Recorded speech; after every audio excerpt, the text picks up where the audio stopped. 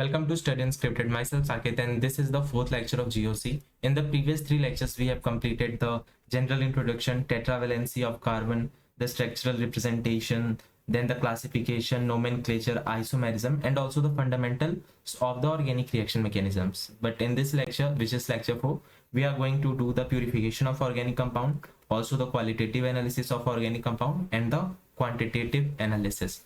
So let's get started. Okay, so we have to start from topic 8.8.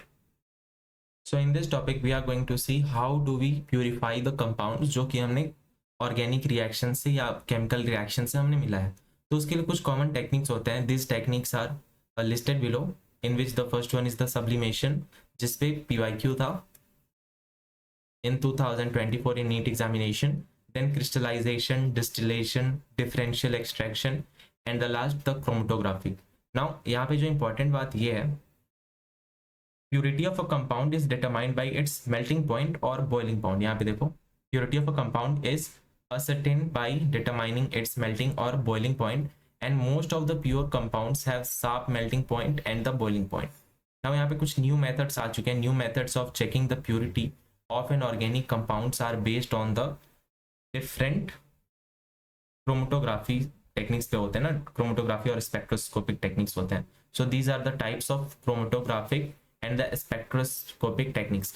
यानी कि जो new methods हैं, these are the chromatographic and the spectroscopic, और जो कि ओल्डर थे वो बेस्ड थे difference in the melting point and boiling point के बेसिस पे. Okay, so our first topic that is topic 8.8.1. so sublimation, this was also the PYQ, ठीक है, रिसेंट ईयर्स का. And first of all what is sublimation. Sublimation कुछ नहीं है, बस जब एक सॉलिड सब्सटेंस कन्वर्ट हो जाता है in its vapour phase directly without going through the liquid phase. Okay, और इसमें जो होता है हमें सेपरेट करना होता है सब्लिमेबल को from the non sublimable impurities. Now you can see here, to separate the sublimable compound from the non soluble या नॉन सब्लिमेबल इम्प्योरिटीज, और ये रहा without passing through the liquid state, यानी कि direct solid to the vapour. Now the next topic that is 8.8.2, that is crystallization. Now this is the most common, and you have to keep in mind कि जो crystallization है, this is based on solubility difference. Okay, solubility difference. So now highlight this. This is the most commonly used technique for the purification of solid organic compounds. It is based on the difference in the solubilities of the compound and the impurities in the solvent, suitable solvent. तो हम कह सकते हैं कि this is based on the solubility difference because ये statement इसको बोल रहा है, ठीक है. Now the impure compound is dissolved in the solvent in which it is sparingly soluble at the room temperature, but the appreciable soluble at the higher temperature. We know this, increasing the temperature से solubility increase हो जाती है. Now the solute is concentrated to get a nearly saturated solution. Now by cooling the solution, pure compound crystallizes out and it is then removed by the filtration. Now you have to keep in mind, ये जो crystallization process होता है, उन्होंने किन में होता है. So if the compound is highly soluble in one solvent and very little soluble in the another solvent, this crystallization can satisfactorily carried out in the mixture of these solvents. Okay, तो ये statement को पहले कर लो याद, because this is important. Now impurities which impart color to the solution are removed by, और उसको remove करने के लिए यहाँ पे adsorption होता है. You have to keep in mind, क्योंकि यहाँ पे absorption और adsorption दो डिफरेंट चीजें होती हैं. So keep in mind, यहाँ पे जो है ना D यूज हुआ है adsorption, और वो होता किस पे, on activated charcoal. Now there is need of repeated crystallization becomes very necessary. अब इसको क्यों होता है, when द कंटेनिंग कंपाउंड जो है वो, इसमें जो इम्प्योरिटीज है वो कंपेरेबल सॉल्युबिलिटीज के हैं, यानी कि जो कंपाउंड है और जो इम्प्योरिटीज है दोनों की सॉल्युबिलिटी जब आसपास होती है, then we have to do the repeated crystallisation. Okay, now the next topic that is the distillation. Okay, so first highlight the important portions. पहले इसको रीड करते हैं, इसमें क्या क्या है. This important method is use to separate first volatile liquid from the non volatile impurities. यानी कि कोई सपोज करो कि कोई सॉल्यूशन है जिसमें कि जो इम्प्योरिटीज है, जो जिसको जो खराबी है वो है नॉन वोलेटाइल, यानी कि वो वोलेटाइल नहीं है, उड़ नहीं सकता, मतलब एट द लोअर टेम्परेचर वो वेपराइज नहीं हो सकता। बट जो लिक्विड है वो है वोलेटाइल। और दूसरा जो कंडीशन जिसमें हम डिस्टिलेशन यूज करते हैं, that is liquid having the sufficient difference in their boiling points, यानी कि उनके इम्प्योरिटीज और उनके जो सॉल्वेंट है उनमें काफी एक अच्छा खासा डिफरेंस है, ठीक है, बॉइलिंग पॉइंट का डिफरेंस है। So in that condition we can also carry out the distillation. Now यहाँ पे जो डिस्टिलेशन का जो एग्जाम्पल होता है दैट इज द क्लोरोफॉर्म, जिसकी जो टेम्परेचर है बॉइलिंग पॉइंट है that is 334 kelvin, and the next one is the aniline जिसकी बॉइलिंग पॉइंट है that is 457 kelvin. So you can see here कि यहाँ पे मोर देन 120 केल्विन की डिफरेंस है। So we can say that कि in this type of reaction we can carry out the distillation. Now you can see here it is easily separated by the technique of distillation. The liquid mixture is taken in a round bottom flask. If it is written in the text कि अगर यहाँ पे सिर्फ round ही bottom flask लेना है, then this is important because in the shift of JEE exams यहाँ तक flask के फोटो आ रखे हैं इस चैप्टर से और पूछा है कि ये किस रिएक्शन में यूज होता है। So this is very much important. Okay, so यहाँ पे तुम देख लो कि यहाँ पे है round bottom flask, round bottom. Now ये किसके लिए यूज हो रहा है, ये सिंपल डिस्टिलेशन प्रोसेस है जिसमें हम राउंड बॉटम फ्लास्क यूज कर रहे हैं, ठीक है। Now on boiling the vapours of the lower boiling component are formed first, the vapours are condensed by using the condenser and the liquid is collected in a receiver. यहाँ पे देख सकते हो, तो यहाँ पे जो डायग्राम है वो इस चीज को बता रहा है, जो इसके टेक्स्ट को। तो यहाँ पे एक ही statement that is important, on boiling the vapour of lower boiling component are formed first, यानी कि अगर तुम प्रोसेस कर रहे होते डिस्टिलेशन का, तो अगर यहाँ पे डिस्टिलेशन हो रही होती in between the chloroform and aniline, तो इसकी वेपर्स पहले जनरेट होती। वी कैन से दैट कि यहाँ पे क्लोरोफॉर्म की वेपर्स पहले जनरेट होती। अब हम ऐसे बोल पा रहे हैं क्योंकि यहाँ पे देखो क्या लगता, boiling the vapours of on boiling the vapors of the lower boiling component are formed first, यानी कि we can say that in chloroform and aniline किसकी वेपर्स पहले फर्स्ट फॉर्म होती, वो होती क्लोरोफॉर्म की, ठीक है।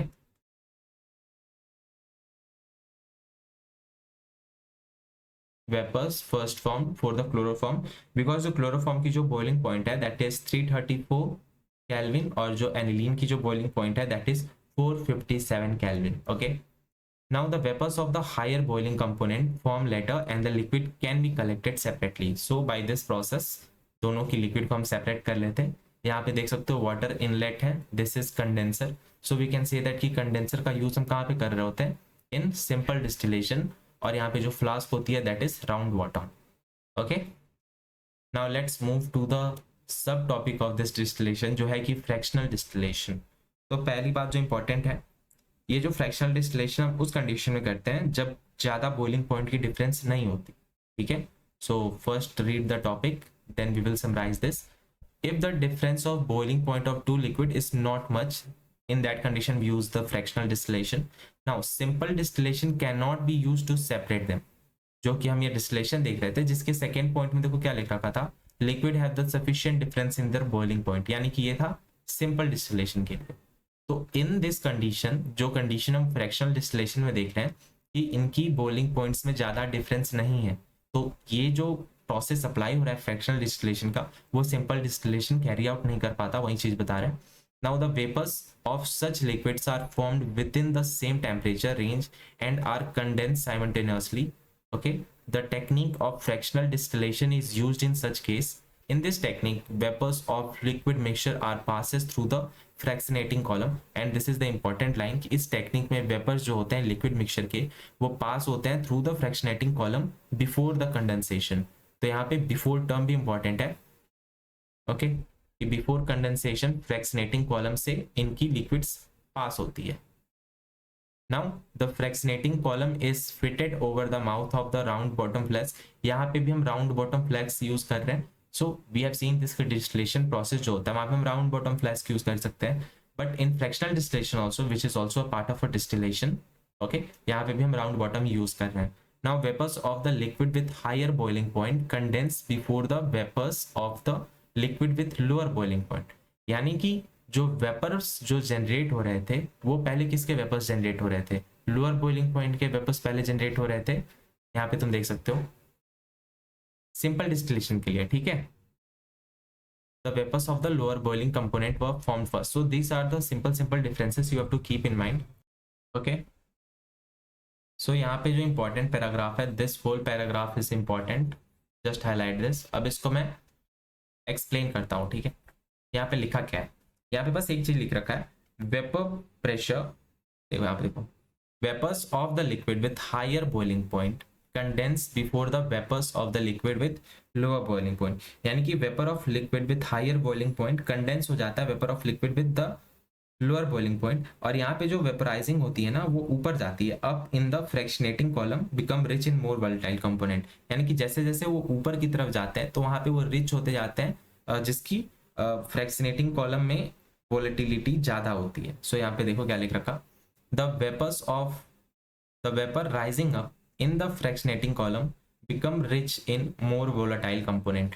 यानी कि तुम जैसे जैसे फ्रैक्शनेटिंग कॉलम में ऊपर की तरफ जाओगे तो वहां पे तुम्हें कौन से वेपर्स ज्यादा मिलेंगे, जिसकी वोलेटाइल कंपोनेंट यानी कि वोलेटिलिटी जिसकी ज्यादा होगी। ओके, तो यहाँ पे देखो फ्रैक्शनेटिंग कॉलम कौन सी है, this is the fractionating column, ठीक है। तुम जैसे जैसे ऊपर की तरफ जाओगे यहाँ पे तो तुम्हें पता चलेगा कि हमारे पास वो है जिसकी वॉलेटिलिटी ज्यादा है बाकियों के मुकाबले। Okay, so now let's read this.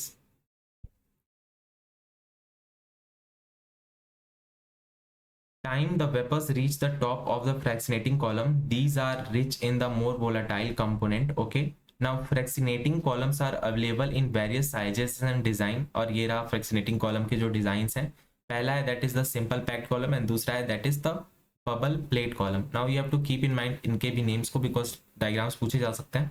This is simple packed में देखो छोटे छोटे ग्लास बीड्स हैं, ओके।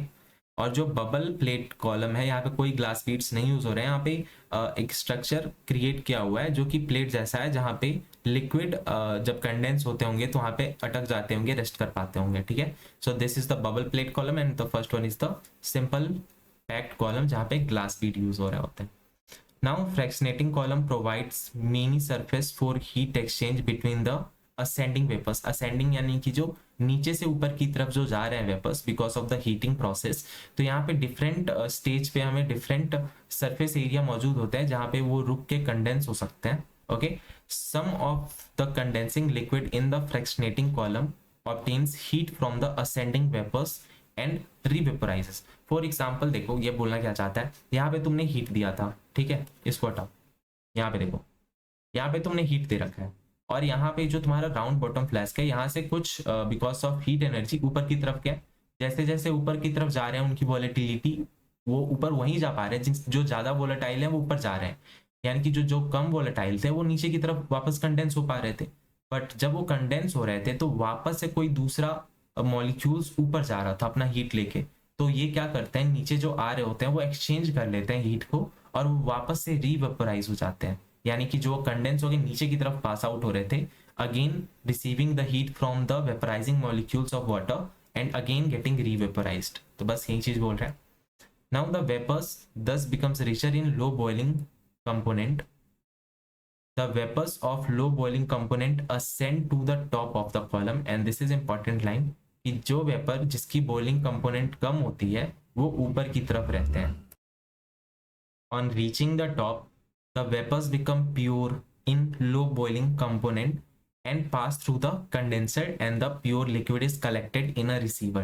यानी कि देखो on reaching the top यानी कि जब वो सबसे ऊपर वाले लेयर पे अपने पहुंच गए हैं फ्रैक्शनेटिंग कॉलम के, तो वहां पे वो वेपर पहुंचे हैं जो प्योर फॉर्म में होते हैं in the low boiling component forms में अपने मौजूद होते हैं। The vapours become pure in low boiling component, और वो 10 अपने कंडेंसर के पास जाते हैं और वहां पे वो अलग हो जाते हैं, ठीक है। Pure liquid is collected in a receiver.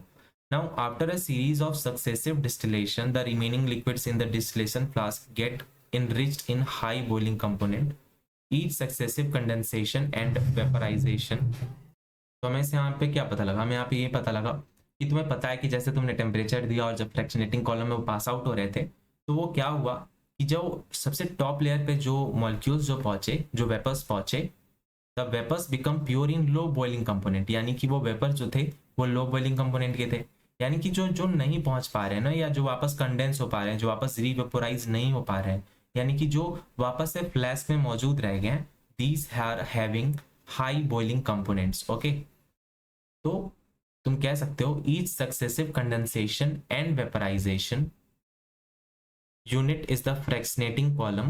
In the fractionating column is called the theoretical plate, और यहाँ पे एक definition दे रखा है theoretical plate का, that is not that much important, बस तुम्हें पता रहनी चाहिए कि ये कहाँ पे होता है.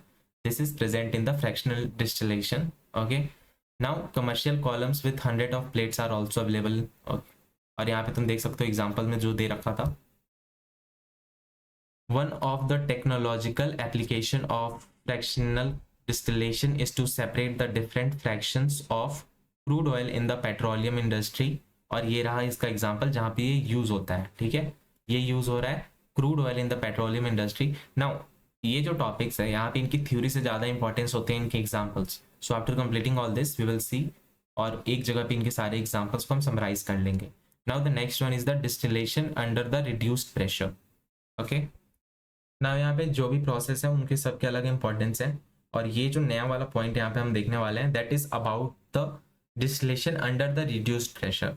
अब ये किस जगह पे इंपॉर्टेंस है इसको हम पहले देखते हैं. Okay, so this method is used to purify liquids having the very high boiling point and those which decompose at और बिलो द बॉइलिंग पॉइंट्स. अब वो उनके लिए है, सपोज करो कि कोई कंपाउंड या कोई सब्सटेंस था जिसकी बॉइलिंग पॉइंट इतनी ज़्यादा थी कि वो पहुंचने से पहले डिकम्पोज हो जा रहा था, खराब हो जा रहा था, खत्म हो जा रहा था, और हमें उससे हमारी प्रोडक्ट नहीं मिल पाते. तो उस कंडीशंस के लिए हमें क्या करा, हमने रिड्यूस्ड करा प्रेशर को और वहाँ पे डिस्टिलेशन प्रोसेस को कर दिया अप्लाई. तो अब इसके एग्जाम्पल्स को भी हम देख लेते हैं. Such liquids are made to boil at a temperature lower than their normal boiling point. Suppose करो उसकी बॉइलिंग पॉइंट थी 500 डिग्री सेल्सियस और तुमने उसको बॉयल करा दिया 200 डिग्री सेल्सियस से, बिकॉज 400 डिग्री सेल्सियस पे वो डिकम्पोज हो जा रहा था. तो अगर वो अपने बॉइलिंग पॉइंट को अचीव ही नहीं कर पाता, उससे पहले वो खराब हो जाता, तो हमने उसकी प्रेशर को रिड्यूस करके उसके बॉइलिंग पॉइंट को रिड्यूस कर दिया. Now a liquid boils at a temperature at which its vapour pressure is equal to the external pressure. अब इसके पीछे जो प्रोसेस था, एप्लीकेशन यूज करने का था, दैट वाज कि हम उसके जो वेपर प्रेशर को था उसके एक्सटर्नल प्रेशर के बराबर कर दे रहे थे, और thus इसकी जो बॉइलिंग पॉइंट थी वो रिड्यूस हो जा रही थी इसकी ओरिजिनल बॉइलिंग पॉइंट से. Now the pressure is reduced with the help of water pump or vacuum pump. So this is also important. यहाँ पे हम water pump या vacuum pump का यूज करते हैं, और इसका जो एग्जाम्पल है that is glycerol can be separated from the spent lye in the soap industry by using this technique. यानी कि इसका एक एग्जाम्पल है that is the glycerol, because हम glycerol को separate करते हैं through the spent lye in the soap industry. Now let's move to the next page. और इस पे हम देखते हैं डिस्टिलेशन अंडर रिड्यूस्ड प्रेशर के बारे में. यहाँ पे भी है राउंड फ्लास्क, और इसकी जो कलेक्टिंग ट्यूब है वो भी राउंड फ्लास्क है, ठीक है. और यहाँ पे देखो डिस्टिल लिक्विड मिल रही है. सोचो कि यहाँ पे हमारा ग्लिसरॉल मिल रहा होता अगर हम उसको स्पेंटली वाले इंडस्ट्री, सोप इंडस्ट्री में यूज कर रहे होते हैं. और यहाँ पे रहा वाटर इनलेट, और यहाँ पे रहा मैनोमीटर जो हम यूज कर रहे हैं प्रेशर मेजर करने के लिए, ठीक है. तो तुम देख सकते हो manometer, and there is the vacuum pump. अब हम वैक्यूम पंप भी यूज कर सकते थे या वाटर पंप को भी हम यूज कर सकते थे in this process. Now let's move to the next one, that is the steam distillation. अब पहले देख लेते हैं स्टीम डिस्टिलेशन की इंपॉर्टेंस क्या और इसके यूजेस क्या है. सो ये टॉपिक ये जो टेक्निक है वो अप्लाई कहाँ पे होता है, पहले वो उस चीज को देखते हैं. This technique is applied to separate the substance which are steam volatile and are immiscible with water, ठीक है. तो यहाँ पे जो इंपॉर्टेंट पॉइंट है that is the immiscible with water. अब इसकी जो एग्जांपल होते हैं वो होते हैं एनिलीन और वाटर के, ठीक है. यहाँ पे तो इस एग्जांपल को पहले हम देख लेते हैं. If one of the substance in the mixture is water and the other a water insoluble substance, then the mixture with will boil close to और बिलो 373 डिग्री 373 केल्विन. तो यहाँ पे जो 373 केल्विन है that is the boiling point of water. Okay, और हमें जो एक सब्सटेंस है उसको तो हमें वाटर लेना है, और दूसरा सब्सटेंस हमें वो लेना है which is insoluble in the water. और सपोज करो कि हमने ले लिया एनिलीन को, ठीक है.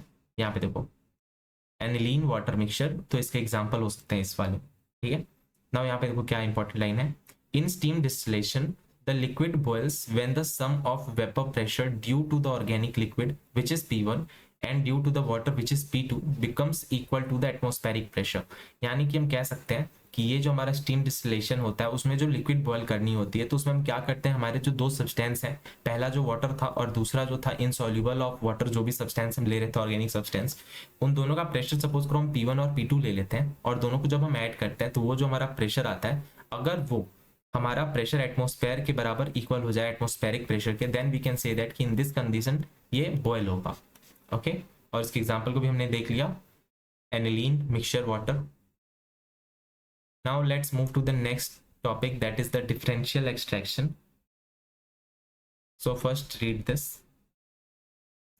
When an organic compound is present in an aqueous medium, it is separated by shaking it with the organic solvent in which it is more soluble than in water.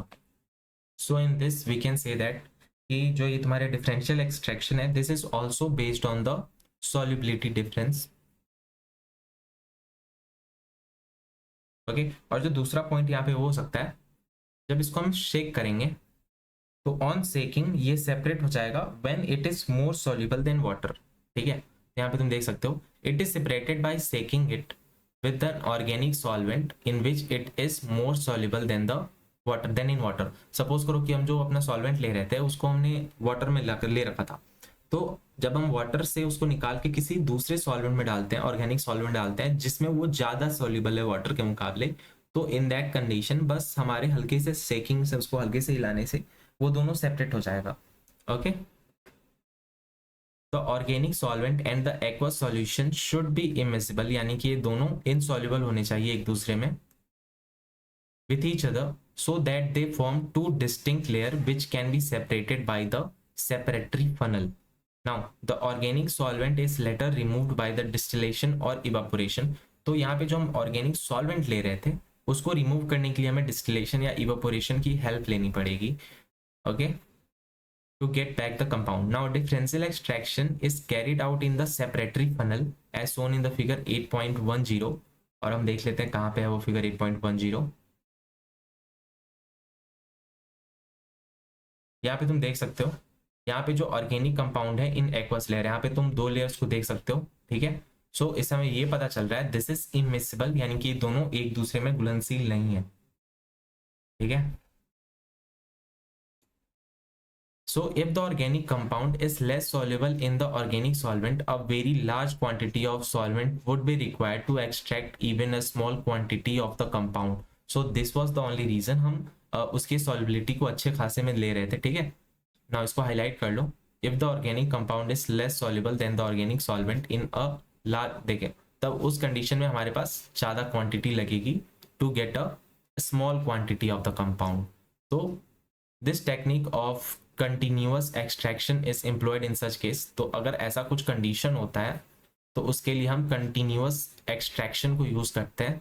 So in this technique some solvent is repeatedly used for the extraction of the compound। Same solvent को हम वापस and वापस use करते हैं cyclic में, और जिससे हमारे जो लार्ज अमाउंट ऑफ सॉल्वेंट की जो रिक्वायरमेंट होती है वो कंप्लीट हो जाती है। So this was about the continuous extraction.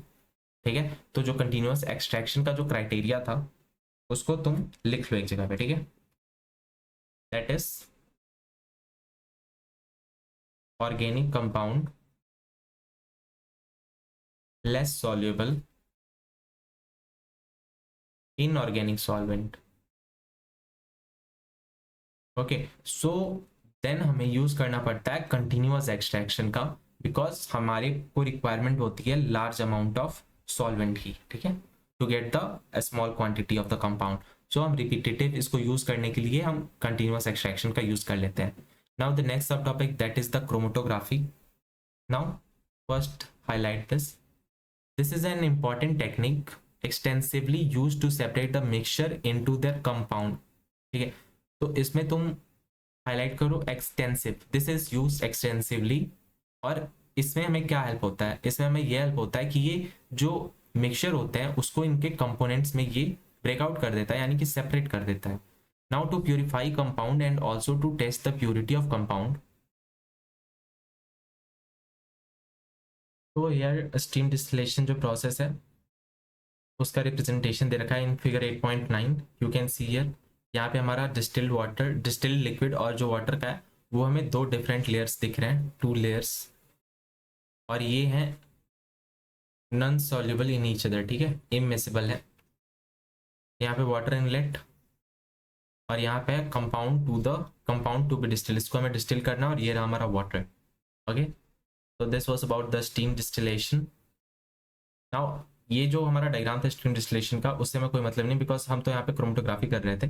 तो ये जो टर्म है chromatography, that is coming from the Greek word chroma, और ये जो क्रोमा वर्ड होता है that means colour. Since the method was first use for the separation of the coloured substances found in plants, और यहाँ से statement वाले questions create हो सकते हैं। Okay, so in this technique the mixture of substance is applied onto a stationary phase, और ये जो stationary phase हो सकता है that might be a solid or a liquid. So keep in mind, a pure solvent, a mixture of solvents or a gas is allowed to move slowly over the stationary phase. Now the components of the mixture gets gradually separated from the another.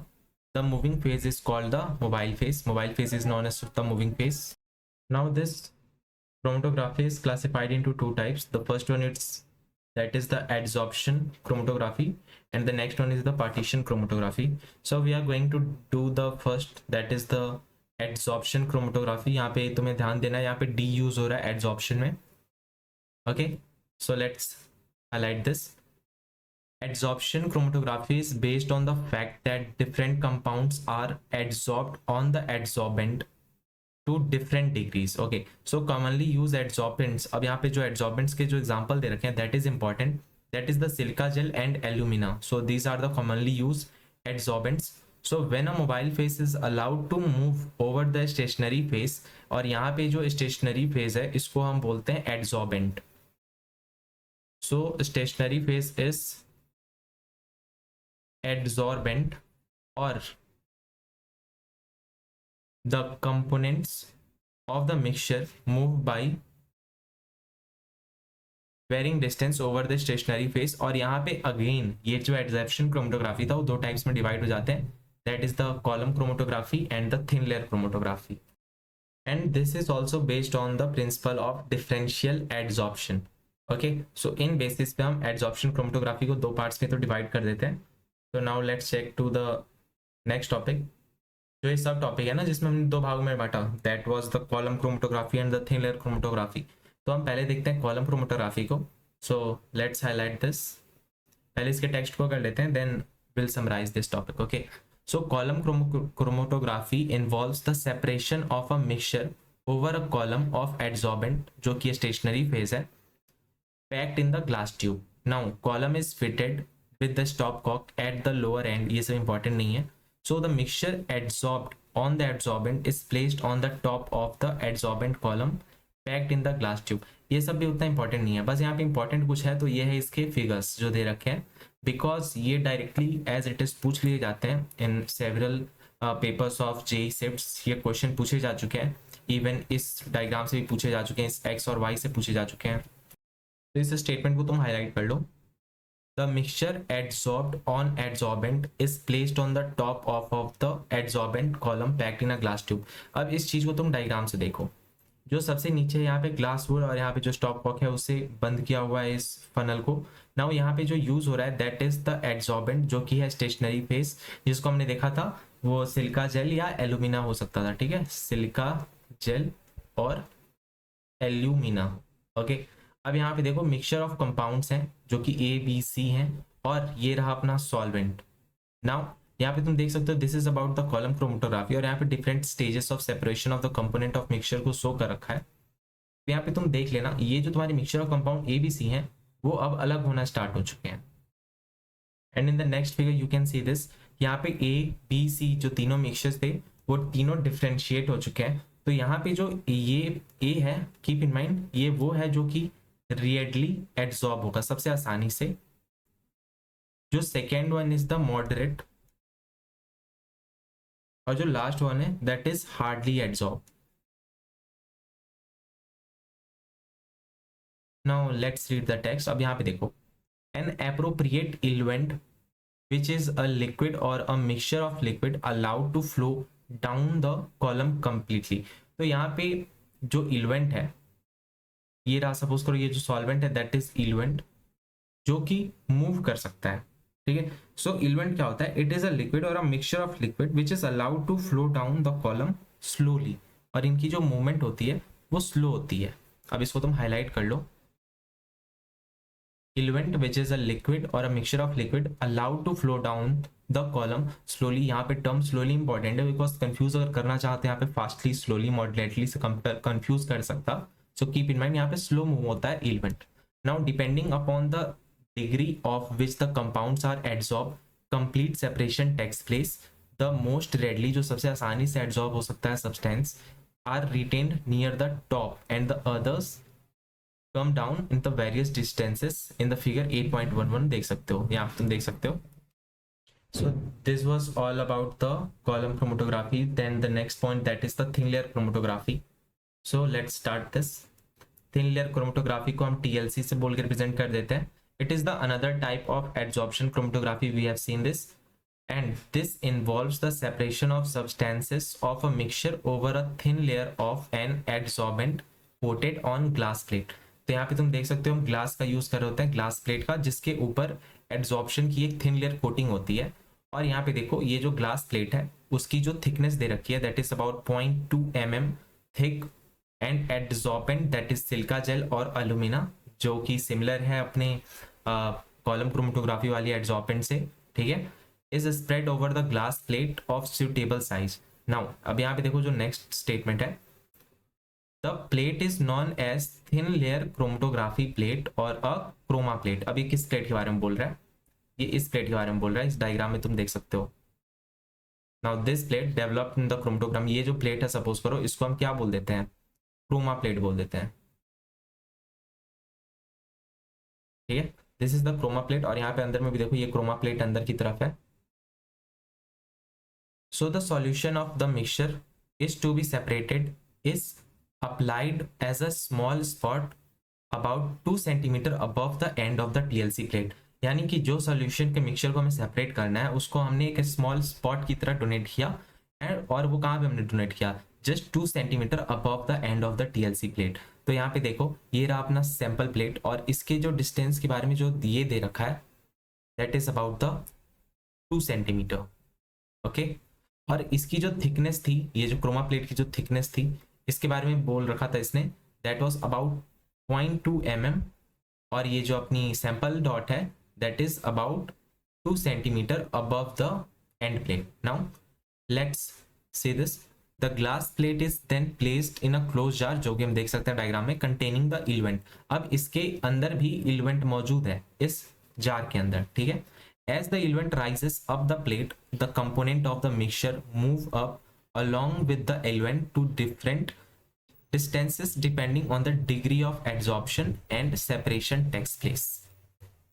so जैसे जैसे ये जो इल्वेंट है, जो solvent है, suppose करो ये ऊपर जाएगा, ये रहा अपना सॉल्वेंट, तो ये रहा अपना इल्वेंट भी है, ठीक है, ये फ्लो कर सकता है। तो जैसे जैसे ऊपर की तरफ जाएगा तो ये जो अपना सैंपल डॉट है वो भी ऊपर की तरफ जाता जाएगा। तो वी कैन से दैट, इससे हमें पता चलेगा कि हमारा जो सेपरेशन हो रहा है, हमारा जो एडॉप्शन हो रहा है वो कितने लेवल पे और किस डिग्री पे हो रहा है। तो चलो अब देखते हैं इसको।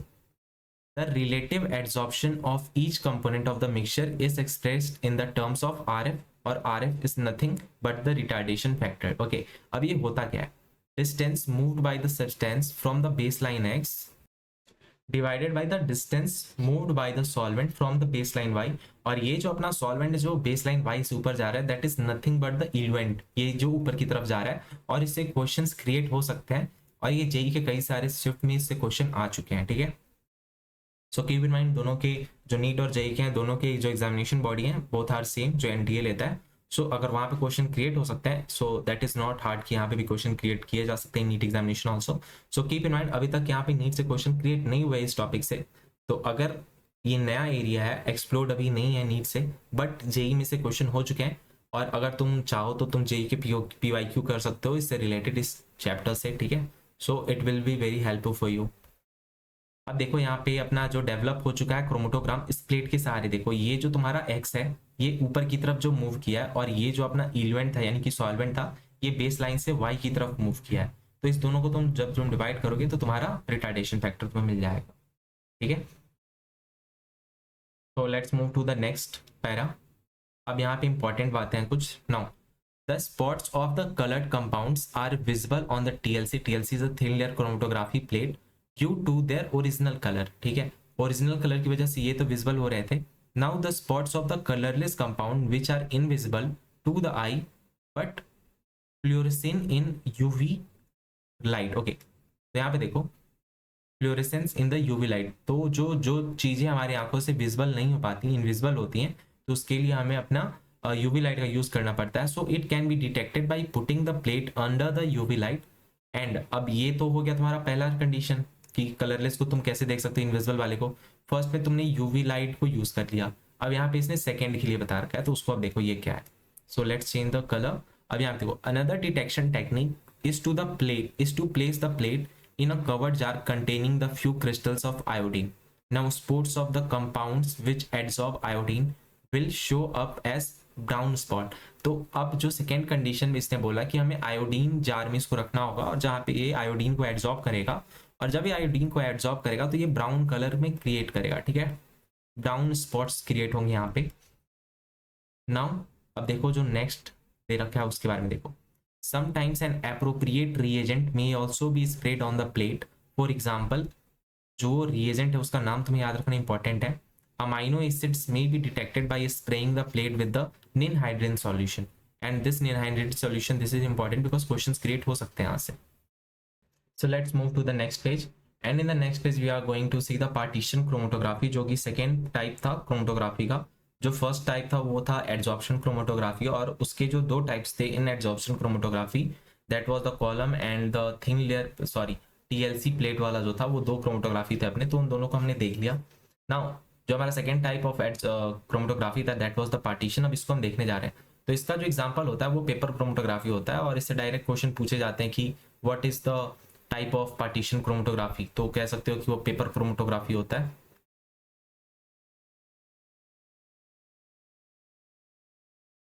So now let's read the topic, और जो यहाँ पे इंपॉर्टेंट होगा उसको हाईलाइट करते चलेंगे, ठीक है।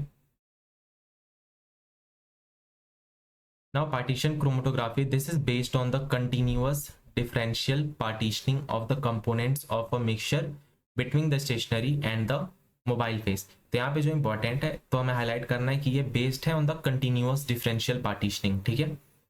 Now paper chromatography is a type of partition chromatography, जिसको हमने मार्क कर लिया है। In paper chromatography a special quality paper, और उस क्वालिटी पेपर का नाम क्या है। Now this quality paper is known as the chromatography paper. This is used, now this chromatography paper contains water trapped in it which act as the stationary phase. तो तुम यहाँ पे इसको हाईलाइट कर सकते हो बिकॉज दिस इज इंपॉर्टेंट। यहाँ पे जो क्रोमेटोग्राफी पेपर है, यहाँ पे वाटर क्या है, water it is stationary face, ठीक है, स्टेशनरी फेज में, और ये जो वाटर है this is trapped, so keep in mind. और यहाँ पे जो मोबाइल फेज होगा ना, it can be gas, okay. तो यहाँ पे जो मोबाइल फेज है that can be a gas. Now let's read the topic. Now a strip of chromatography paper is spotted at the base with the solution of mixture is suspended in the suitable solvent or a mixture of solvents, okay। अब यहाँ पे देखो ये जो ये यहाँ पे जो एप्लीकेशन दे रहा है ना, ये कैसे इसको अरेंज करना है उसके बारे में। So this is not that important, जो अब इंपॉर्टेंट होगा उसको हाईलाइट कर दूंगा। Now this solvent act as the mobile phase, तो इसको तुम कर लो highlight. This solvent act as the mobile phase, the solvent rises up the paper by capillary action and flows over the spot. तो यहाँ पे भी सेम सिचुएशन है, ये जो सॉल्वेंट है ये ऊपर की तरफ जाता है, और ये जो बेस लाइन है ये ऊपर की तरफ शिफ्ट करता है, ठीक है। The paper selectively retains the different components according to their differencing partition in the two phase, okay. The paper strip so developed is known as the chromatogram, ये जो डेवलप्ड हो रखा है नीचे that is the chromatogram. The spots of the separated colored compounds are visible at different heights from the position of the initial, यानी कि जैसे जैसे सॉल्वेंट ऊपर की तरफ गया ये स्पॉट्स ऊपर की तरफ शिफ्ट हो रखा है, तो जो तुम्हारे स्पॉट्स हैं वो ऊपर की तरफ विजिबल होंगे जब तुम देखोगे। Okay, now spots on the chromatogram यहाँ पे है, तो this spots of the separated colourless compounds may be observed either under the UV light, again same condition जैसा कि हमने टीएलसी प्लेट के लिए देख रखा था, और by the use of the appropriate spray reagent. Again यहाँ पे जो हमने पिछले वाले में क्या देखा था टीएलसी प्लेट में, वहाँ पे निनहाइड्रीन सॉल्यूशन यूज हो रहा था, तो यहाँ पे भी सिमिलर सिचुएशन में हम यूज कर सकते हैं निनहाइड्रीन सॉल्यूशन को। So we are done with the purification. Now the next topic, that is the qualitative analysis of the organic compounds. So let's read this. The elements present in the organic compounds are carbon and hydrogen. In addition to these, they may also contain oxygen, nitrogen, sulfur, halogen, and phosphorus. Okay. So first point, that is the detection of C and H, carbon and hydrogen. So let's read this. Carbon and hydrogen can be detected by heating the compound with the copper 2 oxide यानी कि CuO, और ये रहा वो। Carbon present in the compound is oxidized to carbon dioxide tested with the lime water which develops turbidity, and hydrogen to water tested with the anhydrous copper sulfate which turns blue. So this is the reaction given. तो जो हमने इसको देखा, तो इसको अब देखो तुम इसके रिएक्शन से। तो यहाँ पे जब तुम कार्बन को रिएक्ट करते हो कॉपर ऑक्साइड से Cu2O से, यहाँ पे मतलब 2 इसकी ऑक्सीडेशन है मेरा कॉपर की, जब तुम इसको हीट करोगे तो तुम्हें मिलेगा carbon dioxide and copper. Now when you react this with the lime water क्या होता है, CuOH2, so here it is the lime water given. तो यहाँ पे जब तुमने CO2 यानी कार्बन डाइऑक्साइड को लाइम वाटर से रिएक्ट करा तो तुम्हारे पास कैल्शियम कार्बोनेट मिला, that is the reason white turbidity develop हुई थी। ठीक है, white and turbid which develops turbidity. तो यहाँ पे देख लिया कि टर्बिडिटी क्यों हुई, because of the formation of calcium carbonate.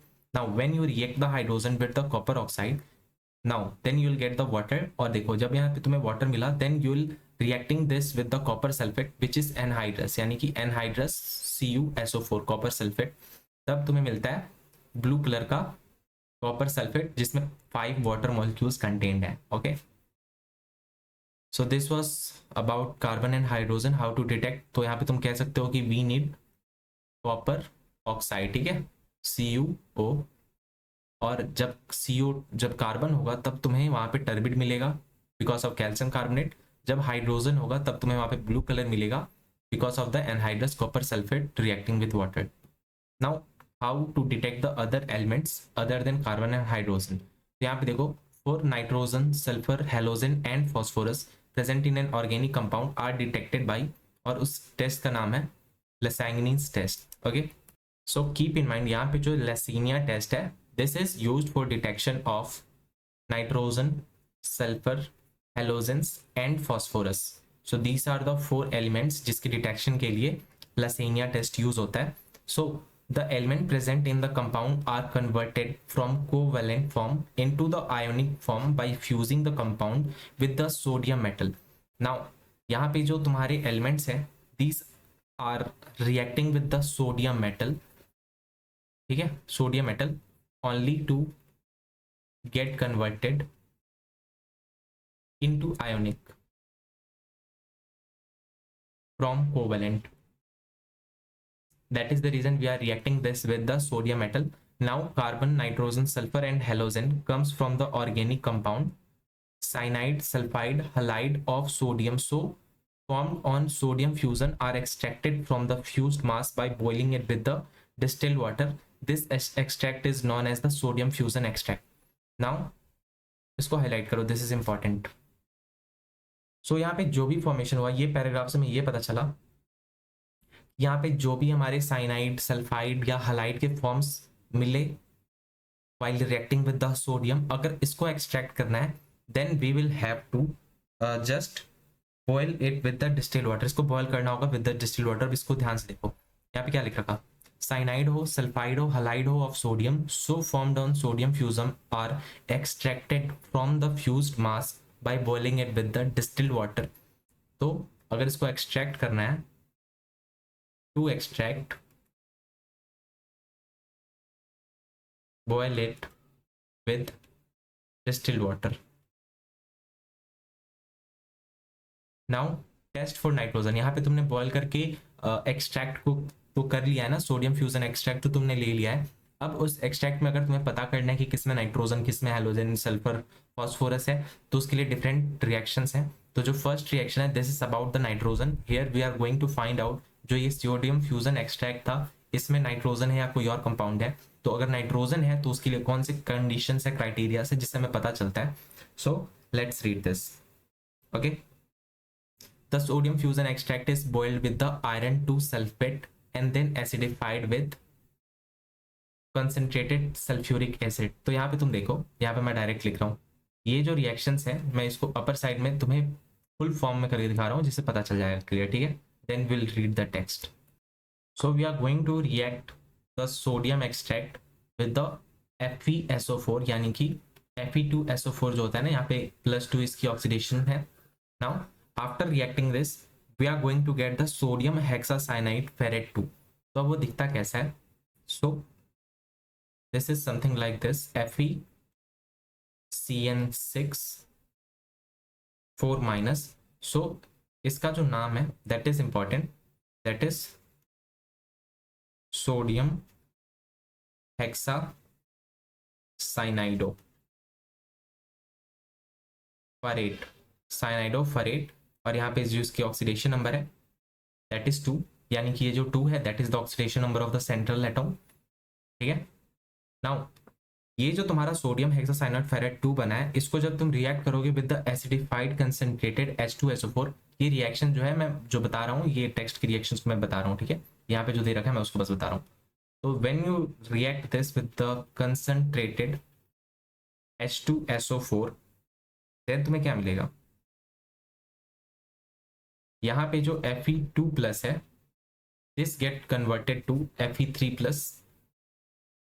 Okay, now this Fe3 plus will react with will react to, ठीक है। तो अभी किसके साथ रिएक्ट करने वाला है? ये रिएक्ट करने वाला है विद FeCN6 4 माइनस। जब तुमने यहाँ पे कंसंट्रेटेड H2SO4 यूज करा है ना विद हीटिंग इट, तो यहाँ पे जो कुछ +2 चार्ज वाले आयरन थे वो ऑक्सीडाइज होकर +3 में हो गए, बट सारे नहीं हुए, कुछ उसमें से बचे रह गए। तो जब ये Fe3 प्लस रिएक्ट करेगा किससे? वापस सोडियम हेक्सासाइनाइडो फेरेट से, which is FeCN6 4 minus. So in this condition formation होगा, मैं यहाँ पे इसको बना रहा हूँ, तो इस कंडीशन में यहाँ पे फॉर्म होगा, let me show you, Persian blue, और इसका नाम है दैट इज Fe3 हेक्सासाइनाइडो फेरेट 2। तो मैं उसको बना दे रहा हूँ यहाँ पे, ठीक है। तो यहाँ पे क्रिएट होगा Fe4 FeCN6 3 dot x water molecules, ठीक है। तो ये रहा, that is none other than Persian blue, और इसका जो नाम है उसको लिख लो, दैट इज इंपॉर्टेंट। इसका नाम है आयरन 3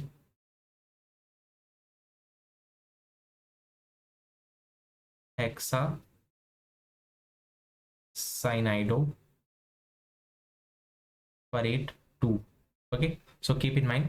और यहाँ पे जो इंपॉर्टेंट बात ये है, यहाँ पे जो Fe4 है इसकी जो ऑक्सीडेशन नंबर है आयरन की दैट इज +3, और यहाँ पे जो Fe है इसकी जो ऑक्सीडेशन नंबर है that is +2। So this was all about this nitrogen purifier, nitrogen को टेस्ट करने के लिए।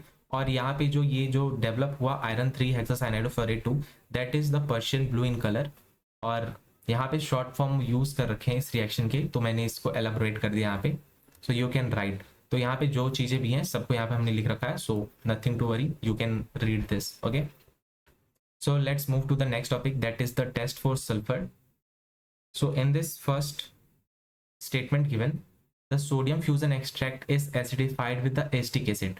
जब हमें नाइट्रोजन पता करना था तो हमने उसको सोडियम फ्यूजन एक्सट्रैक्ट को किससे करा था? रिएक्ट FeSO4 के साथ, ठीक है, आयरन सल्फेट के साथ। बट इन दिस कंडीशन जब हमें सल्फर को पता करना है तब हमें रिएक्ट करना है इसको with the acidified with the acetic acid and the lead acetate. तो ये रहा हमारा सोडियम फ्यूजन एक्सट्रैक्ट, ठीक है, and this is going to acidified with CH3COOH और ये CH3COH कौन से है, एसिटिक एसिड है, एंड लीड एसीटेट यानी कि PB एसीटेट यहाँ पे तुम लिख लो, ठीक है। और यहाँ पे मैं लिख दे रहा हूँ एसिडिफाइड विथ, सेम चीज यहाँ पे देखा है, sodium fusion extract is acidified with the acetic acid and lead acetate is added to it, ठीक है। तो इसको ऐड करना है यहाँ पे, प्लस करना है। The black precipitate of lead sulphide indicate the presence of sulphur. अगर उस कंडीशन में ब्लैक प्रेसिपिटेट हमें बनता है, PPT बनती है ऑफ PbS यानी कि लीड सल्फाइड की, सो वी कैन कंफर्म कि यहाँ पे सल्फर है, ठीक है। इन द नेक्स्ट कंडीशन देखो, on treating sodium fusion extract with the sodium nitroprusside appearance of violet color further indicates the presence of sulfur. Now this sodium nitroprusside, this is important because इस पे PYQ आ रखे हैं, ठीक है। और इस पे PYQ थे इसकी ऑक्सीडेशन नंबर के बारे में। तो यहाँ पे जो ऑक्सीडेशन नंबर है Fe पे दैट इज +2, ओके। और यहाँ पे जो फॉर्मेशन हो रही है दैट इज वायलेट कलर, और इस वाले कंपाउंड का नाम नहीं है सोडियम नाइट्रोक्लोराइड, ठीक है। So keep in mind sodium nitrochloride है इसका नाम, दैट इज सोडियम नाइट्रोक्लोराइड। और इसका जो फॉर्मूला है दैट इज इंपॉर्टेंट, FeCN5NO, और यहाँ पे 2- क्योंकि इसको स्टेबलाइज करने के लिए 2 सोडियम यूज होते हैं, so you can use this. Now in case nitrogen and sulfur both are present in an organic compound, sodium thiocyanate is formed. तो यहाँ पे देखो एक कंडीशन है जहाँ पे सोडियम एक्सट्रैक्ट में नाइट्रोजन भी है और सल्फर भी है, सो हियर क्या फॉर्म होगा, यहाँ पे फॉर्म होगा sodium thiocyanate, okay. Now it gives the blood red color and no Persian blue since there is no free cyanide ions. तो तुमने जब नाइट्रोजन का देखा था तो यहाँ पे पर्शियन ब्लू जो तुम्हारा क्रिएट हो रहा था, दिस वाज बिकॉज यहाँ पे फ्री साइनाइड आयंस थे। यहाँ पे लिख दो बिकॉज फ्री, CN लिख लो, free cyanide ions. But in this condition यहाँ पे ऐसा नहीं हो रहा बिकॉज यहाँ पे कोई भी फ्री साइनाइड आयंस नहीं है, ओके। तो यहाँ पे देख लो क्या क्रिएट हो रहा है, that is the blood red colour form हो रहा। सो यहाँ पे एक इंपॉर्टेंट पॉइंट ये है कि you have to keep in mind कि यहाँ पे जो आयरन पे +3 ऑक्सीडेशन नंबर थे इसके, ठीक है, and this was reacting with the sodium thiocyanate, ठीक है, SCN-, and after reacting you are getting FeSCN जिसके +2 चार्ज, मतलब पोल ऑक्सीडेशन नंबर जो इसको सेटिस्फाई कर रहे हैं। तो यहाँ पे Fe का जो कंडीशन है दैट इज ऑल्सो +2, और ये है ब्लड रेड में, ठीक है। If sodium fusion is carried with the excess of sodium, अब यहाँ पे तुम देख सकते हो यहाँ पे जो सोडियम थायोसाइनेट को एक्सेस ऑफ सोडियम के साथ रिएक्ट कर रहे हैं, बिकॉज इन दिस कंपाउंड यहाँ पे नाइट्रोजन भी है और सल्फर भी है, so we are getting NaCN and Na2S, ठीक है। तो हमें यहाँ पे दोनों अलग अलग मिल जा रहे हैं, sodium cyanide and sodium sulphide, okay. And further हम इसको वापस से अगेन वैसे ही रिएक्शन करा सकते हैं जैसे कि हमने सोडियम साइनाइड के लिए करा था और सल्फर के लिए करा था, जिसमें अगेन हमें ब्लैक PPT मिल सकता है और अगेन हमें पर्शियन ब्लू कलर भी मिल सकता है, ओके। ये तब मिलेगा जब हम एक्सेस ऑफ Na के साथ इसको रिएक्ट करा रहे होंगे, ठीक है, +2 Na। बट अदरवाइज जब इसको अगर हम +2 Na के साथ एक्सेस में रिएक्ट नहीं करा रहे हैं, जब हम इसको नॉर्मली रिएक्ट करा रहे हैं, so in this condition we are getting sodium thiocyanate, और सोडियम थायोसाइनेट को जब तुमने रिएक्ट कराया Fe3+ के साथ, then we will get the blood red. और इस ब्लड रेड की वजह से हमें ये पता चलेगा कि ये जो कंपाउंड है इसमें नाइट्रोजन भी है और सल्फर भी है, ठीक है। Now test for halogens, so let's read this. The sodium fusion extract is acidified with the nitric acid and then treated with the silver nitrate, okay. So let's summarize this topic first. So जो sodium fusion extract जो है that is nothing but sodium halide. So this sodium halide is acidified with nitric acid, okay, acidified with HNO3 and then treated with the silver nitrate, AgNO3. So in this condition यहाँ पे formation होगा white precipitate and yellow precipitate, ठीक है। White precipitate किस condition में create होगा, when soluble ammonium hydroxide, ठीक है। So this white precipitate is soluble in ammonium hydroxide. और जब ऐसा कंडीशन बने सो इसको सीधा बोलो कि दिस इज क्लोरीन। यहाँ पे जो एक्स ग्रुप अटैच था हलाइड का, that was the chlorine. when white precipitate is formed and this precipitate is soluble in ammonium hydroxide and when the yellow precipitate forms, so यहाँ पे दो conditions हो सकते हैं। द फर्स्ट वन ये bromine होगा और सेकंड ये आयोडीन होगा। तो ये ब्रोमीन किस कंडीशन में होगा? ये ब्रोमीन तब होगा when this is sparingly soluble in ammonium hydroxide.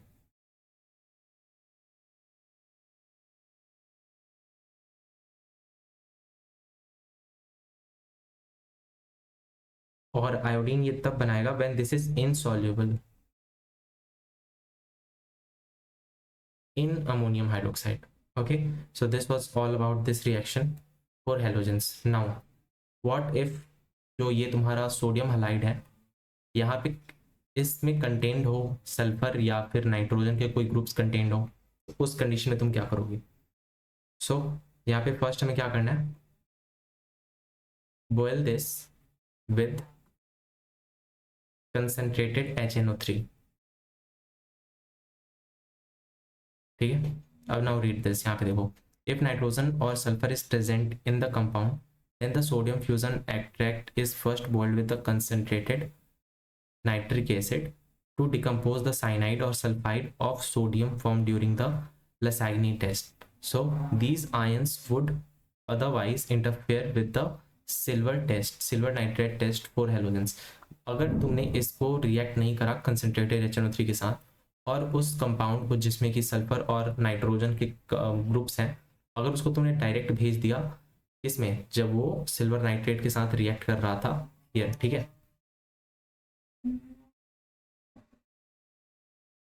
So have some extra knowledge, अगर तुमने सिल्वर नाइट्रेट के साथ रिएक्ट करा दिया जिसमें सल्फाइड या नाइट्रोजन कंटेंट है, तो अगर वहां पे सल्फाइड कंटेंट होगा तो जो फॉर्मेशन होगा that will B Ag2S silver nitrate के साथ, और जब नाइट्रोजन अगर रहा होगा तब वहां पे फॉर्मेशन होगा AgCN का। ठीक है, तो ए जब फॉर्मेशन होगा तो तुम्हें पता कब चलेगा?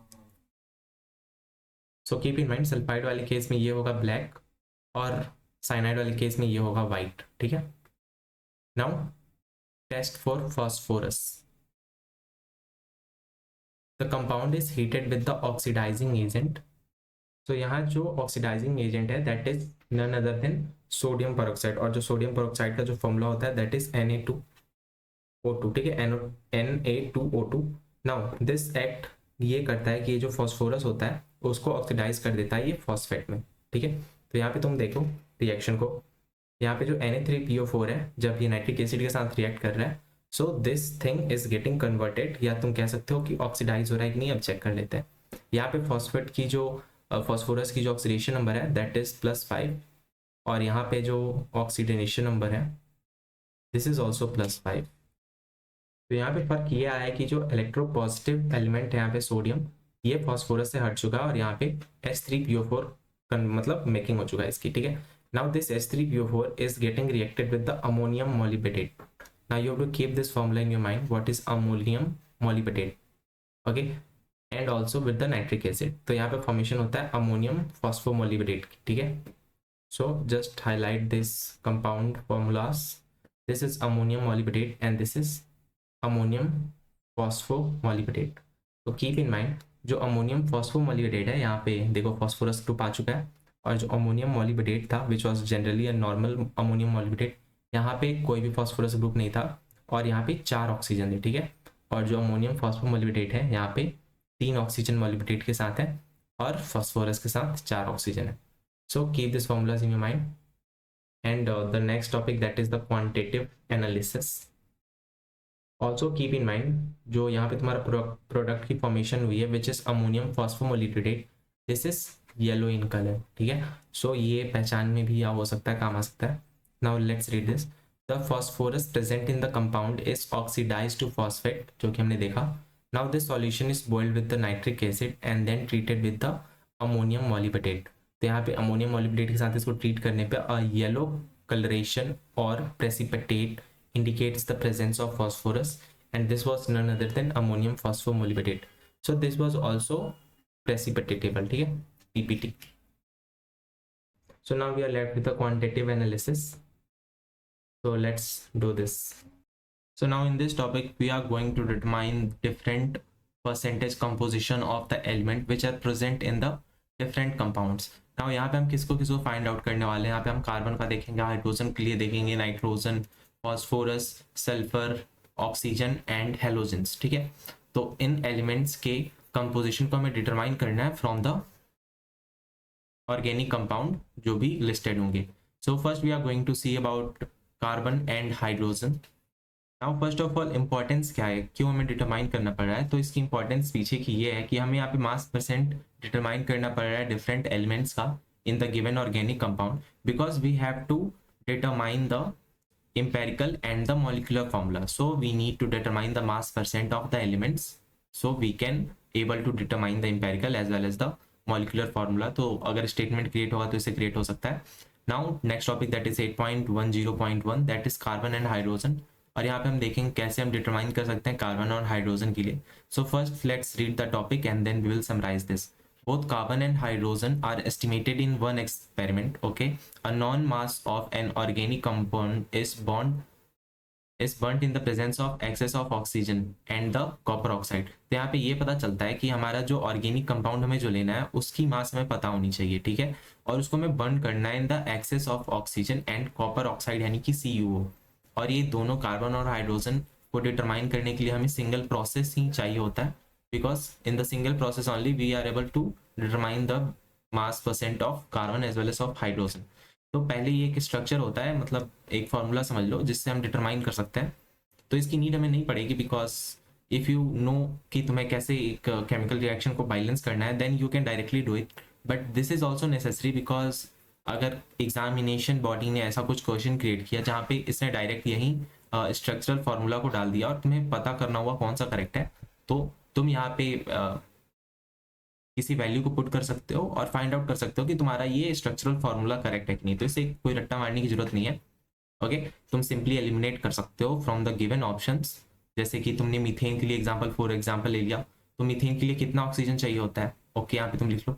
तो मीथेन से एक CO2 बनेगा प्लस 2 H2O बनेगा. तो अब हमें देखना है कि यहाँ पे हमें ऑक्सीजन कितनी रिक्वायर्ड है. तो यहाँ पे देखो कितनी ऑक्सीजन तुमने लिए, 2 ऑक्सीजन, और यहाँ पे लिया तुमने 2 ऑक्सीजन यानी कि 4 ऑक्सीजन यानी कि 2 मॉलिक्यूल्स ऑफ O2 में चाहिए. ठीक है, तो तुमने कार्बन लिया 1, ऑक्सीजन के लिए लिया 2, हमें CO2 मिला 1 और H2O मिला 2. तो अब देखो कि ये स्ट्रक्चरल फॉर्मूला इस पर अप्लाई हो पा रहा है कि नहीं. फॉर एग्जाम्पल यहाँ पे हमारी x की वैल्यू कितनी है 1 और हमारे पे y की वैल्यू है 4. ठीक है, now x plus y by 4 देखो तो यानी कि 1 प्लस 4/4 यानी कि 2. ठीक है, तो ये देखो यहाँ पे 2 हमारा वैल्यू दे रखा ना. यहाँ पे x CO2 यानी कि 1 CO2 दे रखा. एंड सिमिलरली y/2 H2O यानी कि y क्या था 4 था ना अपना y, तो y/2 यानी कि 2. तो ऐसे तुम करके एलिमिनेट कर सकते हो कि तुम्हारा कौन सा फॉर्मूला करेक्ट है. So this is simple, you don't need to memorise this. Okay, so let's move to the next page. और यहाँ पे फिगर 8.1.4 को देखो. Here we are able to estimate the carbon and hydrogen. Okay, so water and carbon dioxide formed on oxidation of substance are absorbed in anhydrous calcium chloride. Now you have to keep in mind कि यहाँ पे absorb बोला है, यहाँ पे B term use हो रहा था. बट जो हमने डिस्टिलेशन वाले में देखा था या डिफरेंट हमने देखा था पहले वाले में जिसमें हम क्वांटिटेटिव एनालिसिस कर रहे थे, क्वालिटेटिव एनालिसिस, वहाँ पे एड्सॉर्ब हो रहा था यानी कि जो कार्बन था वो एड्सॉर्ब कर रहा था खुद पे एक्टिवेटेड चारकोल. बट यहाँ पे एब्जॉर्ब हो रहा है इन एनहाइड्रस कैल्शियम क्लोराइड. और उसको एब्जॉर्ब कौन कर रहा, इसको हाईलाइट करो, that is anhydrous calcium chloride and potassium hydroxide solutions respectively contained in U tubes. तो यहाँ पे देखो एक्सेस ऑफ ऑक्सीजन है और यहाँ पे है अपना QH सॉल्यूशन. और QH सॉल्यूशन क्या है, दैट इज पोटेशियम हाइड्रोक्साइड. और यहाँ पे एनहाइड्रस कैल्शियम क्लोराइड दे रखा है. ठीक है, so these are the substance जो कि एब्जॉर्ब कर रहे हैं. ठीक है, तो इसको हाईलाइट कर लो यहाँ पे. अब पहले हम टेक्स्ट देखते हैं उसके बाद अच्छे से और समझ लेते हैं. The mass of water produced is determined by passing the mixture through the wet U tube containing the anhydrous calcium chloride. Okay, so carbon dioxide is absorbed in another U tube containing concentrated solution of potassium hydroxide. तो यहाँ पे जो anhydrous calcium chloride था और KOH solution था, तो यहाँ पे जो KOH है ये हमें रिक्वायर्ड होता है अपने CO2 को डिटरमाइन करने के लिए, और यहाँ पे जो एनहाइड्रस कैल्शियम क्लोराइड है ये हमारे पे यूज हो रहा है H2O की मास को डिटरमाइन करने के लिए, मास परसेंट को डिटरमाइन करने के लिए। और ये रहा अपना CuO का पैलेट जो कि रिक्वायर्ड था, और यहाँ पे है सैंपल ऑफ प्लेटिनम बोट। सो यहाँ पे देखो प्लेटिनम बोट यूज हो रहा है। You have to keep this small things in your mind, because अगर डायग्राम्स भी पूछे रहा है तो you are able to solve this question, ठीक है। These tubes are connected in series, we have seen in the image. Now the increase in masses of calcium chloride and potassium hydroxide gives the amount of water and carbon dioxide from which the percent of carbon and hydrogens are calculated. For example हमने एक certain amount of weight लिया था, calcium chloride का हो या KOH का हो, but after completion of the reaction यहाँ पे कुछ मासेस इंक्रीज हो चुके हैं for KOH also and the anhydrous calcium chloride also. तो तुम वहाँ पे इस चीज को पता करके पता कर सकते हो कि कितने H2O की फॉर्मेशन हुई थी, और या कितना H2O कंटेंट था, मास परसेंटेज क्या था वाटर का और मास परसेंटेज क्या था CO2 का, ठीक है। तो then you can calculate the percentage of carbon and percentage of hydrogen, ठीक है। तो अब देखो इसका जो फॉर्मूला कैसे है। कार्बन का जो मास होता है दैट इज 12, और ये होता है CO2 का मॉलिक्यूलर वेट। यहाँ जो m है small m, this is the mass of organic compound जो कि प्रेजेंट है हमारे पास, और ये जो M2 है this is the mass of the given CO2 present, और ये जो M1 है this is the mass of given H2O in the compound, ठीक है। तो यहाँ पे प्रॉब्लम 8.20 है, this is about carbon and hydrogen. इसके मास परसेंट को हमें पता करना है। तो फर्स्ट ऑफ ऑल ये फॉर्मूला देख लो अपना, परसेंटेज ऑफ कार्बन के लिए हमने कौन सा अप्लाई किया है। यहाँ पे हमने जनरली 12 यानी कि जो कार्बन का मास वैल्यू है, और 44 that is the molecular weight of CO2, ठीक है। नाउ दिस इज 100 क्योंकि हमें परसेंटेज निकालना है इसलिए, और ये रहा 0.246 that is the mass of the organic compound, ठीक है। ये देखो यहाँ पे है ना 0.246 ऑफ एन ऑर्गेनिक कंपाउंड, और यहाँ पे जो 0.198 है that is the given mass of CO2 present. सो यहाँ पे देखो 0.198 इज द कार्बन डाइऑक्साइड, ठीक है। और सिमिलरली तो यहाँ पे हाइड्रोजन के लिए फाइंड आउट करो और सॉल्व करो इसको।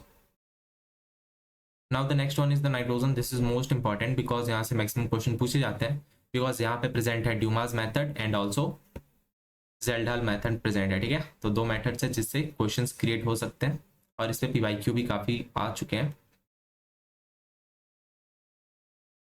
Okay, so first read this then will summarise it, okay. तो देखो there are two methods for estimation of nitrogen. The first one is the Dumas and the second one is the Zeldal.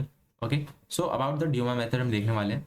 The nitrogen containing the organic compound when heated with the copper oxide, again we are using here the copper oxide, okay, in the atmosphere of CO2 yields the free nitrogen in addition of the carbon dioxide and water।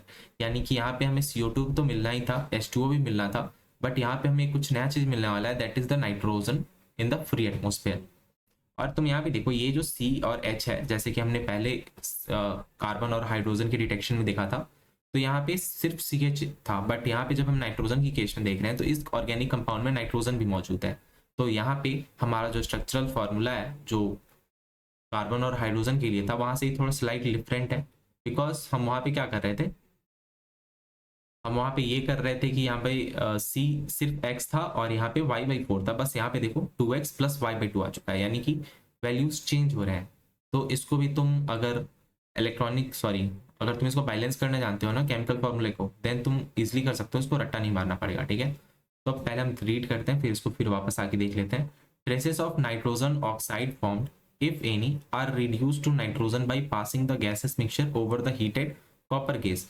अगर कोई nitrogen oxide form हो रहा है किसी organic compound से, तो उसको हमें रिड्यूस करना होगा नाइट्रोजन में, और उसको रिड्यूस करने के लिए हमें रिक्वायर्ड होंगे कॉपर गेज, ठीक है, हीटेड कॉपर गेज। तो रिड्यूस्ड करना है in the heated copper gauge.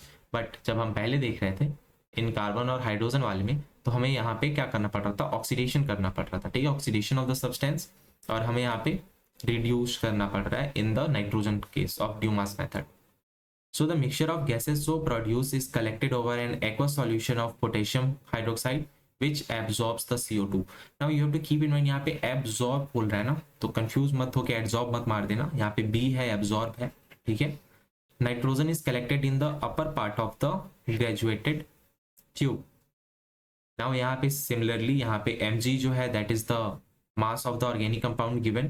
फिर यहाँ पे volume of the nitrogen collected V1 से हम डिनोट करेंगे, रूम टेम्परेचर को T1 से, और volume of nitrogen at Stp, इसके लिए हम फॉर्मूला अप्लाई करेंगे that is none other than this formula PVT is equal to P1 V1 T1।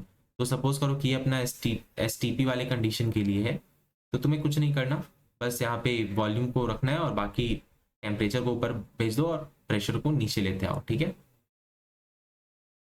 तो इसको देख लेते हैं, इसको अच्छे से समझ में आएगा, हम क्वेश्चन इसकी जब सॉल्व करेंगे तब ज़्यादा बेटर तरीके से सॉल्व आएगा। तो बस अभी रीड कर लो फिर क्वेश्चन इसको समझ लेते हैं।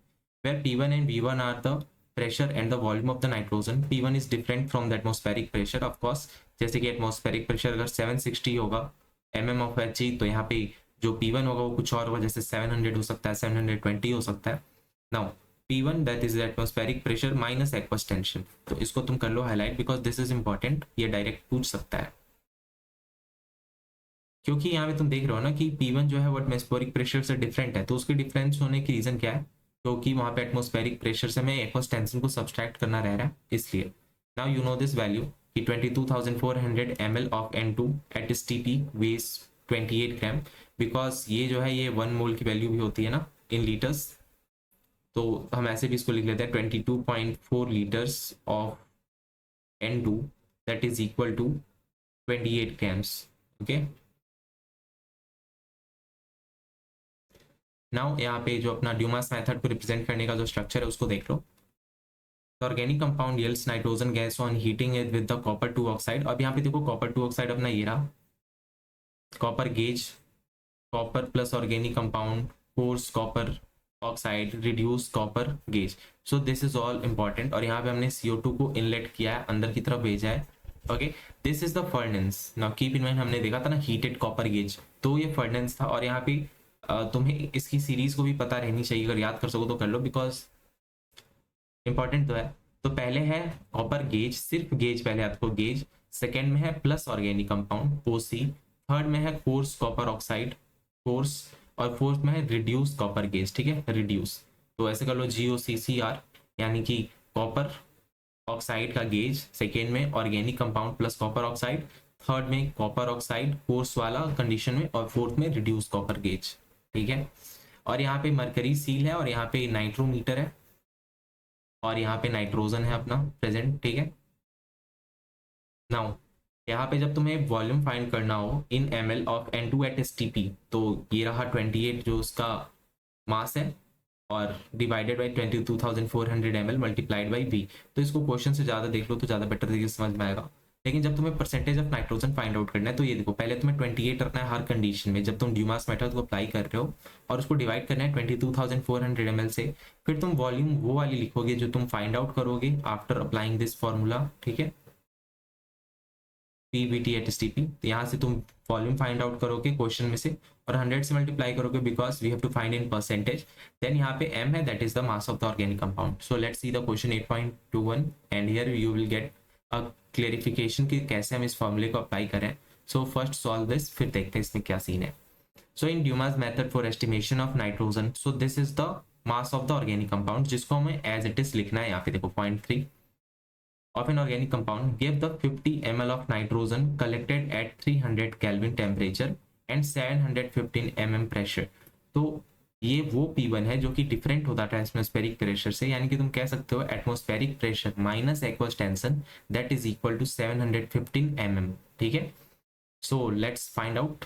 हाँ, तो ये देखो अपना एक्वस टेंशन दे रखा है at 300 kelvin that is 15 mm। तो अब हमें P1 फाइंड आउट करना है। तो P1 के लिए हम कैसे फाइंड आउट करेंगे, P1 के लिए हम लिखेंगे 715 माइनस 15 mm। सो ये एक्वस टेंशन से तुम सब्ट्रैक्ट कर रहे हो एटमॉस्फेरिक प्रेशर को। So after doing this we are getting our value that is equal to 700, ठीक है। So this is very important because lot of questions are asked from this, और ये थोड़ा हार्ड पोर्शन है इस चैप्टर का, मतलब इस टॉपिक का थोड़ा टफ है बिकॉज ये जनरली बच्चे सॉल्व नहीं कर पाते इतनी आसानी से। तो अब देखो इसको सॉल्व करने का तुम्हें तरीका पता होना चाहिए, बाकी तुम वहाँ पे सॉल्व कर सकते हो जहाँ पे भी रिक्वायरमेंट है इन मॉक टेस्ट और एग्जामिनेशन।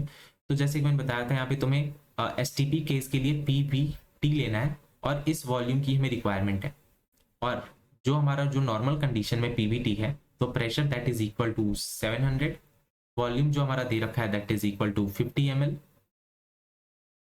डिवाइडेड बाई टेम्परेचर जो कि हमारा है 300 केल्विन। ठीक है, अब जो तुम्हारा एसटीपी होता है, स्टैंडर्ड टेम्परेचर प्रेशर, तो वहाँ पे ये जो टेम्परेचर है ये यहाँ पे चला आएगा and that will be equal to 273। ये वाला जो प्रेशर है वो नीचे की तरफ चला आएगा, that will be equal to 760। तो तुम कह सकते हो this is equal to V at STP, जिसकी रिक्वायरमेंट हमें है। ठीक है, तो इसको कर दो रिमूव, तो ये अपना फॉर्मूला आ गया। ठीक है, और इसको हमने ड्राइव किया है इस फॉर्मूले से। ठीक है, so let's find out the volume, and after solving all this we'll get our volume that is equal to 42 almost, okay, 41.9 ml। ठीक है, so this is the standard temperature pressure का volume, so we are going to use this data for finding out the nitrogen composition। तो अब हम अपनी main फॉर्मूले को apply करेंगे। now you know this, जब हमने रीड करा था उसके टेक्स्ट को तो हमें ये पता चला था कि 22,400 ml that is equal to 28 grams of N2। ठीक है, बट वी नो दैट कि हमारा जो एसटीपी पे जो वैल्यू आ रहा है वॉल्यूम पे that is equal to 41.9। So what is the mass of nitrogen here, तो इसको तुम ले लो x और यहाँ पे तुम यूनिटी मेथड से फाइंड आउट करो। सो आफ्टर फाइंडिंग दिस, तो तुम इसको ऐसे लिख सकते हो, x की वैल्यू को x is equal to 28 divided by 22,400 and this get multiplied with 41.9। so this is the value। अब तुम्हें फाइंड आउट करना है percentage composition in the organic compound. तो तुम्हें कुछ नहीं करना है इसके लिए, बस नीचे मास ऑफ ऑर्गेनिक कंपाउंड जो प्रेजेंट है that was equal to I think 0.3 है ना, 0.3 ग्राम्स। ओके, तो यहाँ पे तुमने 0.3 से मल्टीप्लाई करना है और तुम्हें परसेंटेज निकालना है, then you are going to multiply this with the overall 100। ठीक है, so after solving this you will get your answer कि तुम्हारा परसेंटेज कंपोजिशन क्या है नाइट्रोजन का in the given organic compound. तो तुम अब इसको फाइंड आउट कर लो और that will be equal to 17.46% and you will get your answer.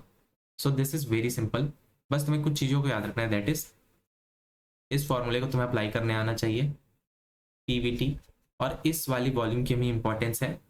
जो दूसरी बात तुम्हें इंपॉर्टेंट जो याद रखनी है, जो तुम जब प्रेशर अप्लाई यहाँ पे डाल रहे हो, इस P1 को जो तुम डाल रहे हो that is equal to the given atmospheric pressure जो दे रखा है। ठीक है, क्वेश्चन में माइनस एक्वस टेंशन। फिर यहाँ पे जब तुम एसटीपी में यूज कर रहे हो प्रेशर को that will be equal to 760। और जो थर्ड चीज तुम्हें याद रखनी है that is 22,400 ml that is equal to 28 grams. तब तुम यूनिटरी मेथड से इस वॉल्यूम के लिए परसेंटेज अपना डिटरमाइन कर लो by dividing with the organic mass. So only this 3 points अगर तुम्हें पता है कि कैसे कब इसको अप्लाई करना है, then you find your answer very easily, कुछ इसमें याद करने की जरूरत नहीं है। Now the second method for knowing the mass percent of nitrogen, that is the Zeldal method। compound containing nitrogen is heated with the concentrated sulfuric acid। यहाँ पे हम concentrated sulfuric acid यूज कर रहे हैं, but in the earlier condition of the Dumas method we were using the copper oxide in the presence of KOH। okay, copper oxide और ये heated gauge भी हम यूज कर रहे थे। Now nitrogen in the compound gets converted into ammonium sulphate, resulting acid mixture is then heated with the excess of the sodium hydroxide. ये जो terms है इसको हम देख लेंगे रिएक्शन के दौरान। तो पहले इसके रिएक्शंस को देख लो कैसे हो रहा है, उसके बाद इसको वापस आके पढ़ना। ठीक है,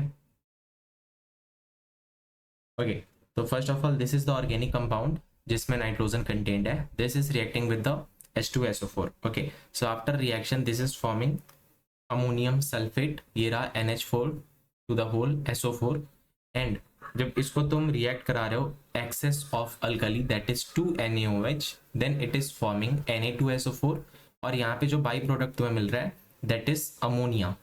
now keep in mind जो जल्डल मेथड है इसमें जो बाई प्रोडक्ट है वो अमोनिया है, while in Dumas मेथड जो तुम्हें फाइनली जो नाइट्रोजन मिल रहा था फ्री फॉर्म में मिल रहा था that was N2। okay, so now this ammonia will react with the sulfuric acid and forming the ammonium sulfate। okay, so ये रहा टोटल रिएक्शन। अब इसको देखो इसने कैसे लिख रखा, nitrogen in the compound gets converted into the ammonium sulphate. हमने देखा था कैसे H2SO4 से रिएक्ट करके हो रहा था ऐसे। Now the resulting acid mixture is then heated with the excess of sodium hydroxide जो कि 2NaOH था. The liberated ammonia gas is absorbed in the excess of standard solution of sulphuric acid H2SO4 से वापस react होके क्या ammonium sulphate बन रहा था ना. So the amount of ammonia produced, so this is important line कि जो भी अमाउंट ऑफ अमोनिया प्रोड्यूस्ड होता है इसको डिटरमाइन करने के लिए हमें देखना होता है कि कितने अमाउंट ऑफ सल्फ्यूरिक एसिड की कंजम्पशन हुई है रिएक्शन में. So it is done by estimating the unreacted sulphuric acid left the absorption of ammonia by titrating with the standard alkali solution. और यहाँ पे एक और स्टेटमेंट याद कर लो. देखो कितना कंज्यूम हो गया, इससे ये पता चला कि अमोनिया कितना फॉर्म हुआ है. तो हमें देखना होता है कि कितना H2SO4 लेफ्ट हो गया, मतलब कंज्यूम नहीं हो पाया. Unreacted H2SO4 left after the absorption of ammonia by titrating it with the standard alkali solution. So by the difference of left over और इनिशियल कंडीशन, मतलब इनिशियल अमाउंट कितना था H2SO4 का, उससे हमें पता चलता है कि कितने अमाउंट ऑफ NH3 का फॉर्मेशन हुआ है. सो इस रिएक्शन को हमने देख लिया. So let the mass of organic compound taken to be m grams, volume of H2SO4 जिसकी मोलरिटी m है और उसकी सपोज करो वॉल्यूम कुछ v थी जिसको हमने H2SO4 का हमने जो वैल्यूम लिया था इनिशियल कंडीशन में इनिशियली. नाउ सो ये जो भी चीज़ें लिखी हुई हैं इन सारी चीज़ों को तुम देखोगे इन द एग्जाम्पल जो यहाँ पे हम 8.22 में डिस्कस करेंगे, जिससे ज़्यादा क्लैरिटी मिलेगा. बस इसको देख लो ऊपर ऊपर से. Volume of NaOH of molarity m used for titration of X. जो लेफ्ट ओवर H2SO4 था after consumption from the ammonia, तो उसको हम क्या करते थे, टाइट्रेट करते थे with the excess of titrate करते थे NaOH के साथ. किसको, H2SO4 को. ओके सो यहाँ पे देखो V1/2 ml of H2SO4 of molarity m, volume of H2SO4 of molarity m unused. तो इसको हम दोनों को सब्सट्रैक्ट कर लेते हैं. ठीक है, तो पहले इसको एग्जाम्पल में देख लो फिर इसको अच्छे से समझते हैं. तो ये फॉर्मूला रहा इसका, percentage to determine the nitrogen. यहाँ पे नाइट्रोजन का मास है divided by 1000. We have to find the mass percent in percentage, so 100 से मल्टीप्लाई करना है divided by the organic compound mass. यहाँ जो m है दिस इज मोलैरिटी. सो अब देखो ये जो गजलडल मेथड है this is not applicable to the compounds containing nitrogen in nitro और azo groups and azo group. Suppose करो कि एजो यानी कि जो साइक्लिक फॉर्म में जो डाई फॉर्मेशन में हेल्प करते हैं, एजो ग्रुप्स में भी जो नाइट्रोजन मौजूद है उसमें कोई फर्क नहीं पड़ता. And nitrogen present in the ring जो कि है पायरिडीन में. ठीक है, does not change the ammonium sulphate under this condition. इस कंडीशंस में H2SO4 से रिएक्ट करके अमोनियम सल्फेट में कन्वर्ट नहीं हो पाता है. So let's do the problem 8.22. During the estimation of nitrogen present in the organic compound by Zeldal method, the ammonia evolved from the 0.5 gram. This is the mass of organic compound, okay, of nitrogen. This is neutralized by 10 ml of 1 molarity H2SO4. Find out the percentage of nitrogen in the compound. Okay. So यहाँ पे देखो molarity 1 थी for 10 ml of H2SO4. तो इसके लिए हमें कितनी requirement होगी, 1 molarity of 20 ml of ammonia. So इस चीज़ को तुम्हें ध्यान देना है 20 ml को. Now 1000 ml of 1 molarity ammonia contains 14 gram of nitrogen.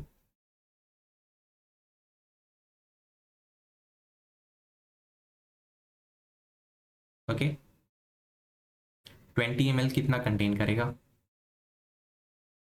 तो अगर 1000 ml के पास 14 था तो 20 के पास कितना होगा, by unitary method 14 divided by 50. अब यहाँ पे तुम मास ऑफ ऑर्गेनिक कंपाउंड ले लो and multiplied by 100 to get the percentage. अब देखो दिस इज 14/50. अब यहाँ पे 14/50 में तुमने डिवाइड किया है विद द मास पर 10% जो कि ऑर्गेनिक कंपाउंड का था.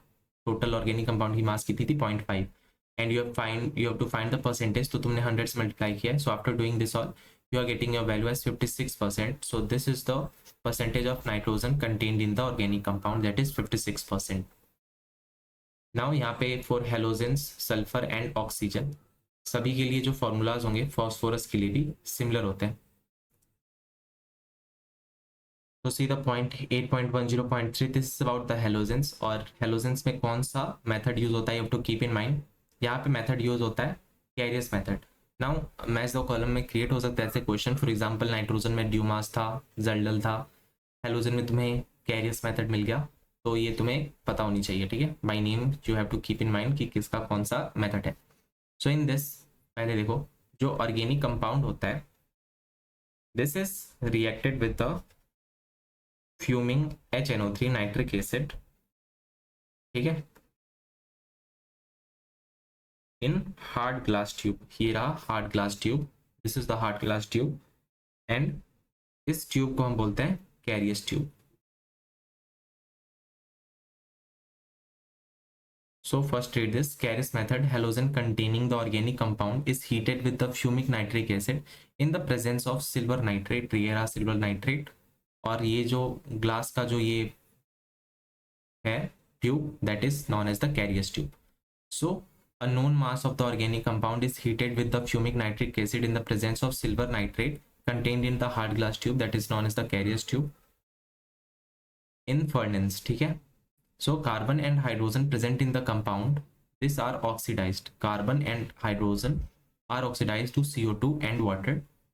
और जो halogen present होगा form the corresponding silver halide AgX, because we were using the silver nitrate AgNO3, presence of silver nitrate, तो यहाँ से silver आ गया और silver halide की formation होगी, and we can filter this silver halide with the help of washed, dried and weighed. तो इसको filter करते हैं, फिर वॉश करते हैं, ड्राई करते हैं, फिर वेट करते हैं। और देखो इसमें क्या होता है, इसका जो फॉर्मूलाज होता है ना सबके ऑलमोस्ट सेम होते हैं, जैसे हमने कार्बन और हाइड्रोजन के लिए यूज करा था, सिमिलर यूज होंगे। तो देखो this is the mass of organic compound M, mass of AgX formed M1, और 1 mole of AgX contains 1 mole of halide. और देखो इसका कोई फायदा नहीं है, चलो हम ऊपर में देख लेते हैं इसको कैसे फॉर्मूले में पुट करना है, ठीक है। तो यहाँ पे परसेंटेज ऑफ हेलोजन डिटरमाइन करने का तरीका बता रहा है। सो बस तुम्हें एक चीज याद करना है, जब percentage of halogen find out करना है, वो देखो क्या है। जो तुम्हारी हेलोजन की जो मॉलिक्यूल की जो वेट है, एलिमेंट की जो वेट है, तुमने उसको ऊपर लिख लेना है, यहाँ पे इसको हटाओ, तुमने उसको ऊपर लिख लेना है, उसको डिवाइड करना है उस सिल्वर हलाइड के वेट से जो कि AgX था। सिमिलरली जब हम CO2 फाइंड करने के लिए कर रहे थे तो हम क्या कर रहे थे, कार्बन 12 था, उसके नीचे CO2 की वेट को लिख रहे थे 44, फिर उसको मल्टीप्लाई कर रहे थे जितना CO2 प्रेजेंट है, ठीक है, M1, और जो मास ऑफ ऑर्गेनिक कंपाउंड है फिर उसको 100 से मल्टीप्लाई कर रहे थे। सिमिलरली यहाँ पे 80 हो गया Br, सपोज करो कि यहाँ पे हमने ब्रोमीन लिया है तो 80 हो गया उसका वेट, फिर यहाँ पे सिल्वर ब्रोमाइड का जो मॉलिक्यूलर वेट था उसको हमने लिखा, फिर जो रिएक्शंस में जितनी फॉर्मेशन हुई है AgBr की उसको लिखा, फिर जो मास ऑफ ऑर्गेनिक कंपाउंड था उसको लिखा, फिर परसेंटेज फाइंड आउट करना है तो 100 से मल्टीप्लाई करा। तो तुम देख सकते हो for carbon hydrogen same formula जो यूज हो रहा है फॉर द ब्रोमीन ऑल्सो, ठीक है। So keep in mind. अब यहाँ पे Ag का होता है molecular weight that is 80 and Br का 108 और Br का होता है 80, so sum is 188 and in similar condition तुम ऐसे करके इसको परसेंटेज फाइंड आउट कर सकते हो, ठीक है। अब यहाँ पे देखो 0.15 ग्राम ऑफ ऑर्गेनिक कंपाउंड था तो ये रहा नीचे 0.15 ग्राम, 0.12 ग्राम ऑफ AgBr था तो ये रहा 0.12 gram of AgBr। Now Br की जो वैल्यू थी that was 80, you have written here, और जो टोटल थी 188 तुमने नीचे की तरफ लिखा, and you can simply find out the answer. Okay, so this is quite easy, you can keep in mind. Now for the sulphur, अब सल्फर के लिए देख लो, a known mass of organic compound is heated in the Carius tube, यहाँ पे भी कैरियस tube use हो रहा है, with the sodium peroxide Na2O2 और fuming nitric acid HNO3। Sulfur present in the compound is oxidized to sulfuric acid, and this thing you are going to highlight, ये जो sulphur present होता है in the compound this get oxidise to the sulphuric acid, और इसके oxidise होने का reason है because we are reacting this compound with the help of sodium peroxide या fuming HNO3 in the Carius tube. So it is precipitated as barium sulphate. Barium sulphate का जो formula होता है दैट इज BaSO4, और इसकी जो molecular weight होती है that is equal to 233 gram. So keep in mind by adding excess of barium chloride BaCl2 solution in water, तो अगर तुम्हें प्रेसिपिटेट करना है in the form of barium sulphate तो तुम्हें उसके लिए यूज करना होगा बेरियम क्लोराइड सॉल्यूशन का in water. So the precipitated is filtered, washed, dried and weighed. Similar condition जो तुमने कैरियर्स के लिए देखा था फॉर इन हाइलाइट कंडीशंस, तो यहाँ पे भी filter, washed, dried and weighed होता है। तो इसकी सीरीज को तुम्हें याद रखना है FWDW, ठीक है। Filtered, washed, dried and weighed, last में वे करना है उसको, इसी वजन को देखना है। So the percentage of sulfur can be calculated by the mass of barium sulfate, and you know the mass of barium sulfate that is equal to 233, and you can calculate also. तो यहाँ पे भी देखो तुम्हारा जो formula use हुआ है, इसको तुम देखो with the help of problem 8.24। यहाँ पे सपोज करो in sulphur estimation 0.157 gram of an organic compound, तो कुछ नहीं करो, बस 0.157 नीचे लिख दो। 0.4813 ग्राम्स ऑफ बैरियम सल्फेट, ठीक है, इसको तुम लिख लो ऊपर, दैट इज 0.4813। तुम्हें परसेंटेज डिटरमाइन करनी है, उसके लिए तुम कर लो 100 से मल्टीप्लाई। फिर यहाँ पे सल्फर की बातें हो रही है, तो सल्फर का जो एलिमेंट का जो वेट होता है दैट इज इक्वल टू 32, ठीक है, और BSO4 का जो वेट होता है वो होता है 233। सो ये हो गया टोटल फॉर्मूला हमारा, जिसको तुम करके अपना आंसर फाइंड आउट कर सकते हो, सॉरी परसेंटेज फाइंड आउट कर सकते हो, मास percent of sulphur present in the organic compound. तो यहाँ पे तुमने देखो BSO4 का 233 कैलकुलेट किया, और ये होगा नीचे में। देन ऑर्गेनिक का वेट 0.157, देखो हमने नीचे लिखा था ना, नीचे में है। सिमिलर केस तुम ऐसे करके फाइंड आउट करो, और तुम्हारा 42.10% आंसर आ गया। सो मोर और लेस तुम्हें तो बस यही फॉर्मूला को याद रखना है। This is applying in carbon, hydrogen, halides, sulphur, in oxygen also and in phosphorus also. So this is very much important formula, और ये ईजी भी होता है। But for detection of nitrogen, तो नाइट्रोजन वाले केस में तुम्हें ड्यूमास के लिए अलग याद रखना होता है, ठीक है, और जल्डल के लिए तुम्हें अलग याद रखना होता है। तो ये तुम्हें थोड़ा इंपॉर्टेंट हो जाता है, बिकॉज ये थोड़े डिफरेंट हैं दोनों से, बाकी सबसे दोनों डिफरेंट, इसलिए this is important and you have to keep this important formulas in your mind, because यहाँ से ज़्यादा क्वेश्चंस बनने की प्रोबेबिलिटी रहती है from the nitrogen portion. But अगर यहाँ से पोर्शन से बन रहा है, तो तुम बस एक फॉर्मूले की हेल्प से सभी के लिए फाइंड आउट कर सकते हो। बस तुम्हें याद रहनी चाहिए मॉलिक्यूलर वेट, जो भी की कंपाउंड है, तुम उसकी मॉलिक्यूलर वेट को अगर फाइंड आउट कर सकते हो, then you can solve it. Now let's see for the phosphorus. A known mass of organic compound is heated with, यहाँ पे भी अगेन हमें heated with fuming HNO3 लेना होता है, okay, where upon phosphorus present in the compound is, now this phosphorus is oxidized to phosphoric acid, similar to sulfur जो कि sulfuric acid में oxidize हो रहा था, this is getting oxidized to the phosphoric acid and this is precipitated as the, अब इसको तुम highlight कर लो, इसकी जो precipitated form है that is the ammonium phosphomolybdate, और इसकी जो मॉलिक्यूलर फार्मूला है यहाँ पे लिख रखा, ठीक है। अब इसको तुम प्रेसिपिटेट करने के लिए किस चीज की यूज करते हो, by adding ammonia and the ammonium molybdate. तो ये रहा reaction, this is the precipitated form, this is the precipitate, और इसको प्रेसिपिटेट करने के लिए तुमने जो यूज किया है that is ammonia and the ammonium molybdate, ठीक है। अल्टरनेटिवली फॉस्फोरिक एसिड, यहाँ पे एक और तरीका होता है जिससे कि हम इसको कर सकते हैं, by precipitated as the MgNH4PO4 by adding the magnesia mixture which on ignition yield Mg2P2O7। तो ये अलग प्रोसेस है, इसको भी तुम सेम तरीके से सॉल्व कर सकते हो, बस तुम्हें मॉलिक्यूलर वेट पता होनी चाहिए इन सभी की, ठीक है। तो डोंट वरी, ये सब क्वेश्चंस में रहेंगे, बस तुम्हें फाइंड आउट करना है। इस यहाँ से तो कुछ क्वेश्चंस क्रिएट होने से रहे, अगर कुछ क्वेश्चन क्रिएट हो सकता है तो इसके मास परसेंटेज को फाइंड आउट करने के लिए हो सकता है। तो तुम फाइंड आउट करने के लिए सिमिलर फॉर्मूला यूज करोगे जैसे कि हमने बाकियों में यूज करा है। फॉस्फोरस के लिए उसकी एलिमेंट की वेट लिखोगे। अगर तुमने यहाँ पे किस चीज को लिखना, अगर तुम्हारा जो प्रेसिपिटेटेड फॉर्म है अगर वो अमोनियम फॉस्फोमोलिबडेट है, so you have to keep this in your mind, that is equal to 1877, because you are not going to calculate there अगर वो क्वेश्चन में नहीं रह रहा है तो। So keep in mind ammonium phosphomolybdate that is equal to 1877, ठीक है। And this M is the mass of organic compound, वो परसेंटेज, मास परसेंटेज के लिए तुमने 100 से मल्टीप्लाई किया, and this M1 is the मास जो तुम्हें फाइंड आउट हुआ in the reaction of the precipitate, ठीक है। बट ये रहा तुम्हारा अमोनियम मॉलिबडेट के लिए। बट जब हमारे पास प्रेसिपिटेटेड फॉर्म में Mg2P2O7 था, तो उसके लिए अलग फॉर्मूला होगा, बिकॉज देखो जो अमोनियम फॉस्फोमोलिबडेट था वहाँ पे एक फॉस्फोरस में मिल रहा था, दैट इज वाई हमने सिर्फ 31 लिखा था। बट जो यहाँ पे दो फॉस्फोरस है, that is why we have written here 62, और बाकी जो Mg2P2O7 का जो मॉलिक्यूलर वेट है that is equal to 222 and by the similar process you can find out the answer where 222 U is the molar mass of Mg2P2O7.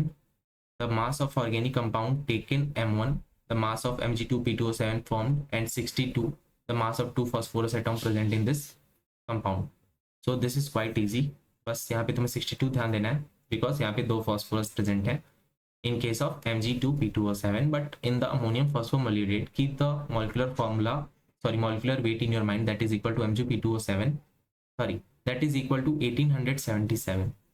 और ये formula जो है ये रहा उसका फॉर्मूला, अमोनियम की 3 compound plus PO4 phosphate plus 12 molybdenum और 3 oxygen. जब सबको तुम ऐड करोगे then you will get your value that is equal to 1877. This is the molecular weight. So let's see for the oxygen one. इसके लिए कोई example नहीं दे रखा इसमें, तो एग्जांपल नहीं दे रखा तो बाकी जैसे एग्जांपल्स है उसमें तुम उसको अप्लाई करके कर सकते हो. बस तुम्हें बाकियों से क्या डिफरेंस होगा यहाँ पे, बस यहाँ पे 222 और यहाँ पे 1877, बाकी सारे में सेम चीज अप्लाई करना. Now let's check for oxygen. The percentage of oxygen in an organic compound is usually found by difference between the total percentage of composition 100 and the sum of percentage of all other elements. ठीक है, तो अगर तुम्हें oxygen के लिए find out करना है तो तुमने सबके लिए जो फाइंड आउट करा उसको 100 से सब्सट्रैक्ट कर लो, तो जो लेफ्ट आउट पोर्शन होगा ऑफ कोर्स वो ऑक्सीजन जो बचा होगा उसके लिए होगा. And oxygen can also be estimated directly as follow. A definite mass of an organic compound is decomposed by heating in a stream of nitrogen gas. तो अब देखो ऑक्सीजन के डिटेक्शन के लिए हमने यहाँ पे उसको नाइट्रोजन गैस में हीट करा, ठीक है. The mixture of gases products containing the oxygen is passed over the red hot coke. तो इसको पहले तुम रिएक्शन समझ लो फिर इसके टेक्स्ट को देखना. यहाँ पे जो भी हमारा ऑर्गेनिक कंपाउंड था उसको हमने हीट करा, ठीक है. तो हमारे पास जो भी प्रोडक्ट में ऑक्सीजन कंटेनिंग कंपाउंड मिला उसको हमने मल्टीप्लाई किया with the red hot coke at the temperature 1373 Kelvin. This temperature is important.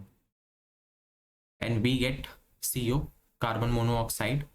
Now this carbon monoxide is getting reacted with the I2O5 और यहाँ पे जो I है इसकी ऑक्सीडेशन नंबर +5 है. And in by product we are getting CO2 + I2. नाउ ये जो तुम्हारे दो इक्वेशंस है दो फार्मूला के, इन दोनों को तुम्हें बैलेंस करना है by multiplying with the 5 and by multiplying by 2.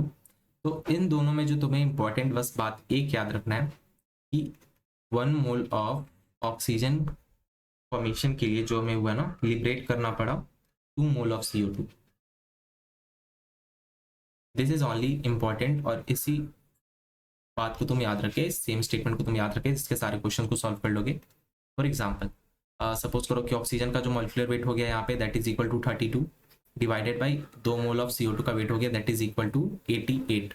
Okay, now this one is multiplied with जो भी मास ऑफ CO2 रिलीज हुआ है and divided with the molecular mass of the organic compound present और उसको 100 से multiply कर दो and by this you will find your percentage mass percentage of oxygen.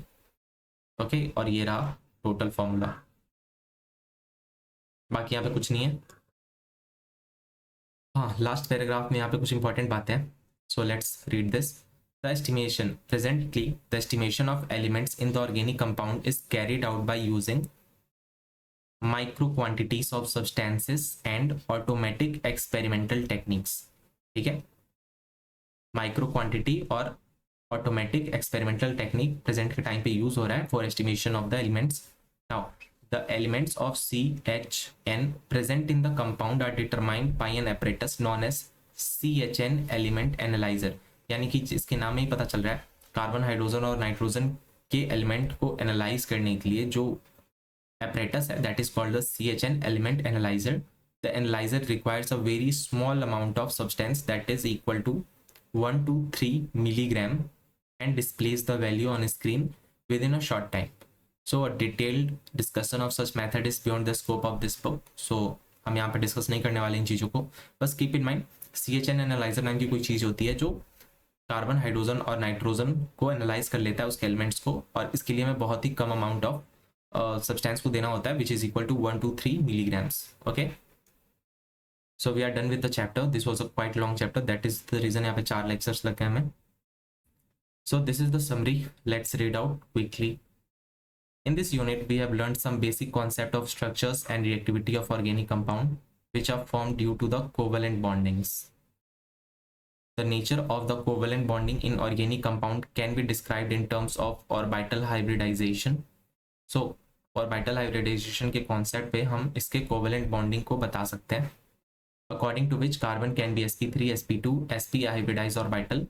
The sp3, sp2 and sp hybridized carbon are found in the compounds like methane, ethene, ethyne. तो तुम देख सकते हो ना, जैसे कि मीथेन में 4 सिग्मा होते हैं तो sp3 हो गया, और तुम्हारा जैसे कि ENE है तो वहाँ पे 3 सिग्मा है तो that is equal to sp2, और जो तुम्हारी YNE है यहाँ पे 4 सिग्मा है then it is equal to, नहीं यहाँ पे कितना सिग्मा है, 1 2 3, तो sp2 हो गया, यहाँ पे है 1 2 sigma, so that is equal to sp.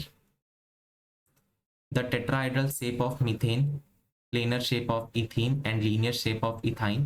तो ये रहा अपना tetrahedral, this is planar and this is linear. Can be understood on the basis of the concept, basis on this concept. Now a sp3 hybrid orbital can overlap with one s orbital of hydrogen to a given carbon hydrogen CH single bond. Overlap of sp2 orbital of one carbon with sp2 orbital and another results in the formation of cc sigma bond. So this is quite easy. यहाँ पे तुम देख सकते हो कि यहाँ पे 4 CH sigma है, यहाँ पे 2 CH सिग्मा है और 1 CC सिग्मा है. तो ऐसे तुम करके पता कर सकते हो बाई स्ट्रक्चर. अब यहाँ पे देखो, the unhybridized p orbital can on 2 adjacent carbon can undergo the lateral sideway overlap to give a pi bond. We have seen this. ये कुछ ऐसा होता है, इसको टेक्स्ट में हमने अच्छे से देखा है. ये साइडवेज ओवरलैप करता है और यहाँ पे हमें पाई बॉन्ड मिलती है, ठीक है. और जो एक्सियल या हेड टू हेड होता है वहां से हमें सिग्मा मिलता है. Now organic compound can be represented by various structural formulas. The 3D representation of organic compounds on paper can be drawn by wedge and dash. हमने इसको भी देखा था, वेज के लिए और डैश के लिए. जो डैश था वो अवे फ्रॉम द ऑब्जर्वर था और जो वेज था जो डार्कर कलर में था it was towards the observer, ठीक है. समझ लो मैं क्या बोलना चाह रहा हूँ, ठीक है. Organic compound can be classified on the basis of their structural and functional group they contain. तो यानी कि कोई फंक्शनल ग्रुप होता है उसकी प्रॉपर्टीज को वो अफेक्ट कर देता है, ठीक है. So functional group is an atom or group of atom bonded together in the unique fashion which determines the physical and chemical properties of the compounds. So the naming of the organic compound is carried out by following set of rule, और वो rules दिए जाते हैं IUPAC की help से. And IUPAC is nothing but the International Union of Pure and Applied Chemistry. So IUPAC nomenclature, the names are correlated with the structures, कुछ इस तरीके से कि रीडर को पता चल सके कि वो किस स्ट्रक्चर के बारे में पढ़ रहा है, ठीक है. Now let's see the next para. Organic reaction mechanism concepts are based on the structures of the substrate molecules. यानी कि रिएक्टेंट मॉलिक्यूल्स के स्ट्रक्चर पे बेस्ड होता है ऑर्गेनिक रिएक्शन मैकेनिज्म, तभी वो इलेक्ट्रोफाइल या न्यूक्लियोफाइल जो भी हो पाते हैं. And fission of the covalent bond. तो यहाँ पे देखो किस किस की वजह से ऐसा हो रहा है. Structure of the substrate, fission, यानी कि फिजन क्या होता है, ब्रेक डाउन, ठीक है, by also by the attacking reagents. तो देखो क्या है नेक्स्ट स्टेटमेंट.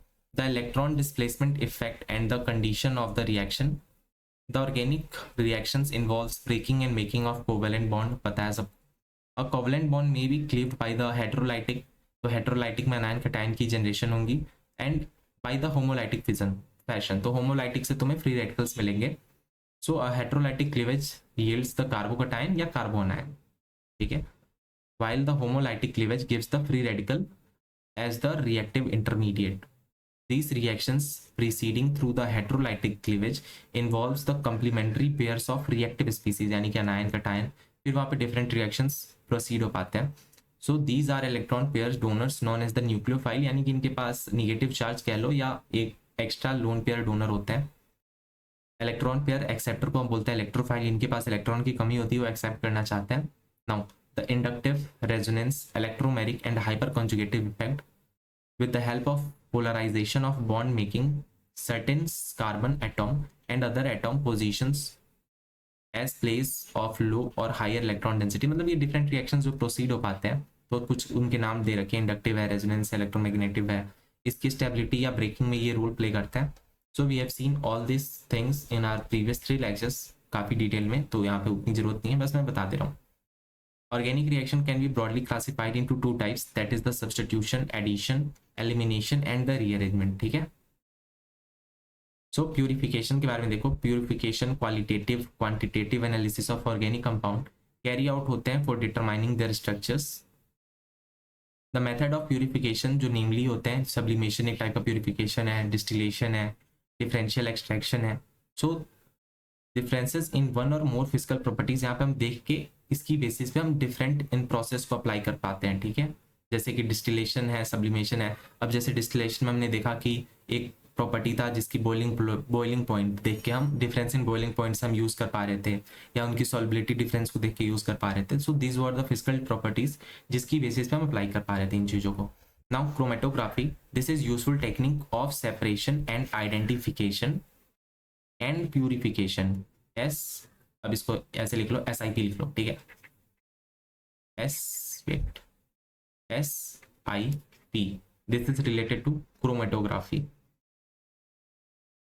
यानी कि separate, identify and purify of the compound. Now it is classified into 2 categories, that is adsorption and partitioning chromatography. अब हमने adsorption में देखा था 2 टाइप के होते थे, और partitioning में पेपर क्रोमेटोग्राफी इसके टाइप्स के एग्जांपल होते थे.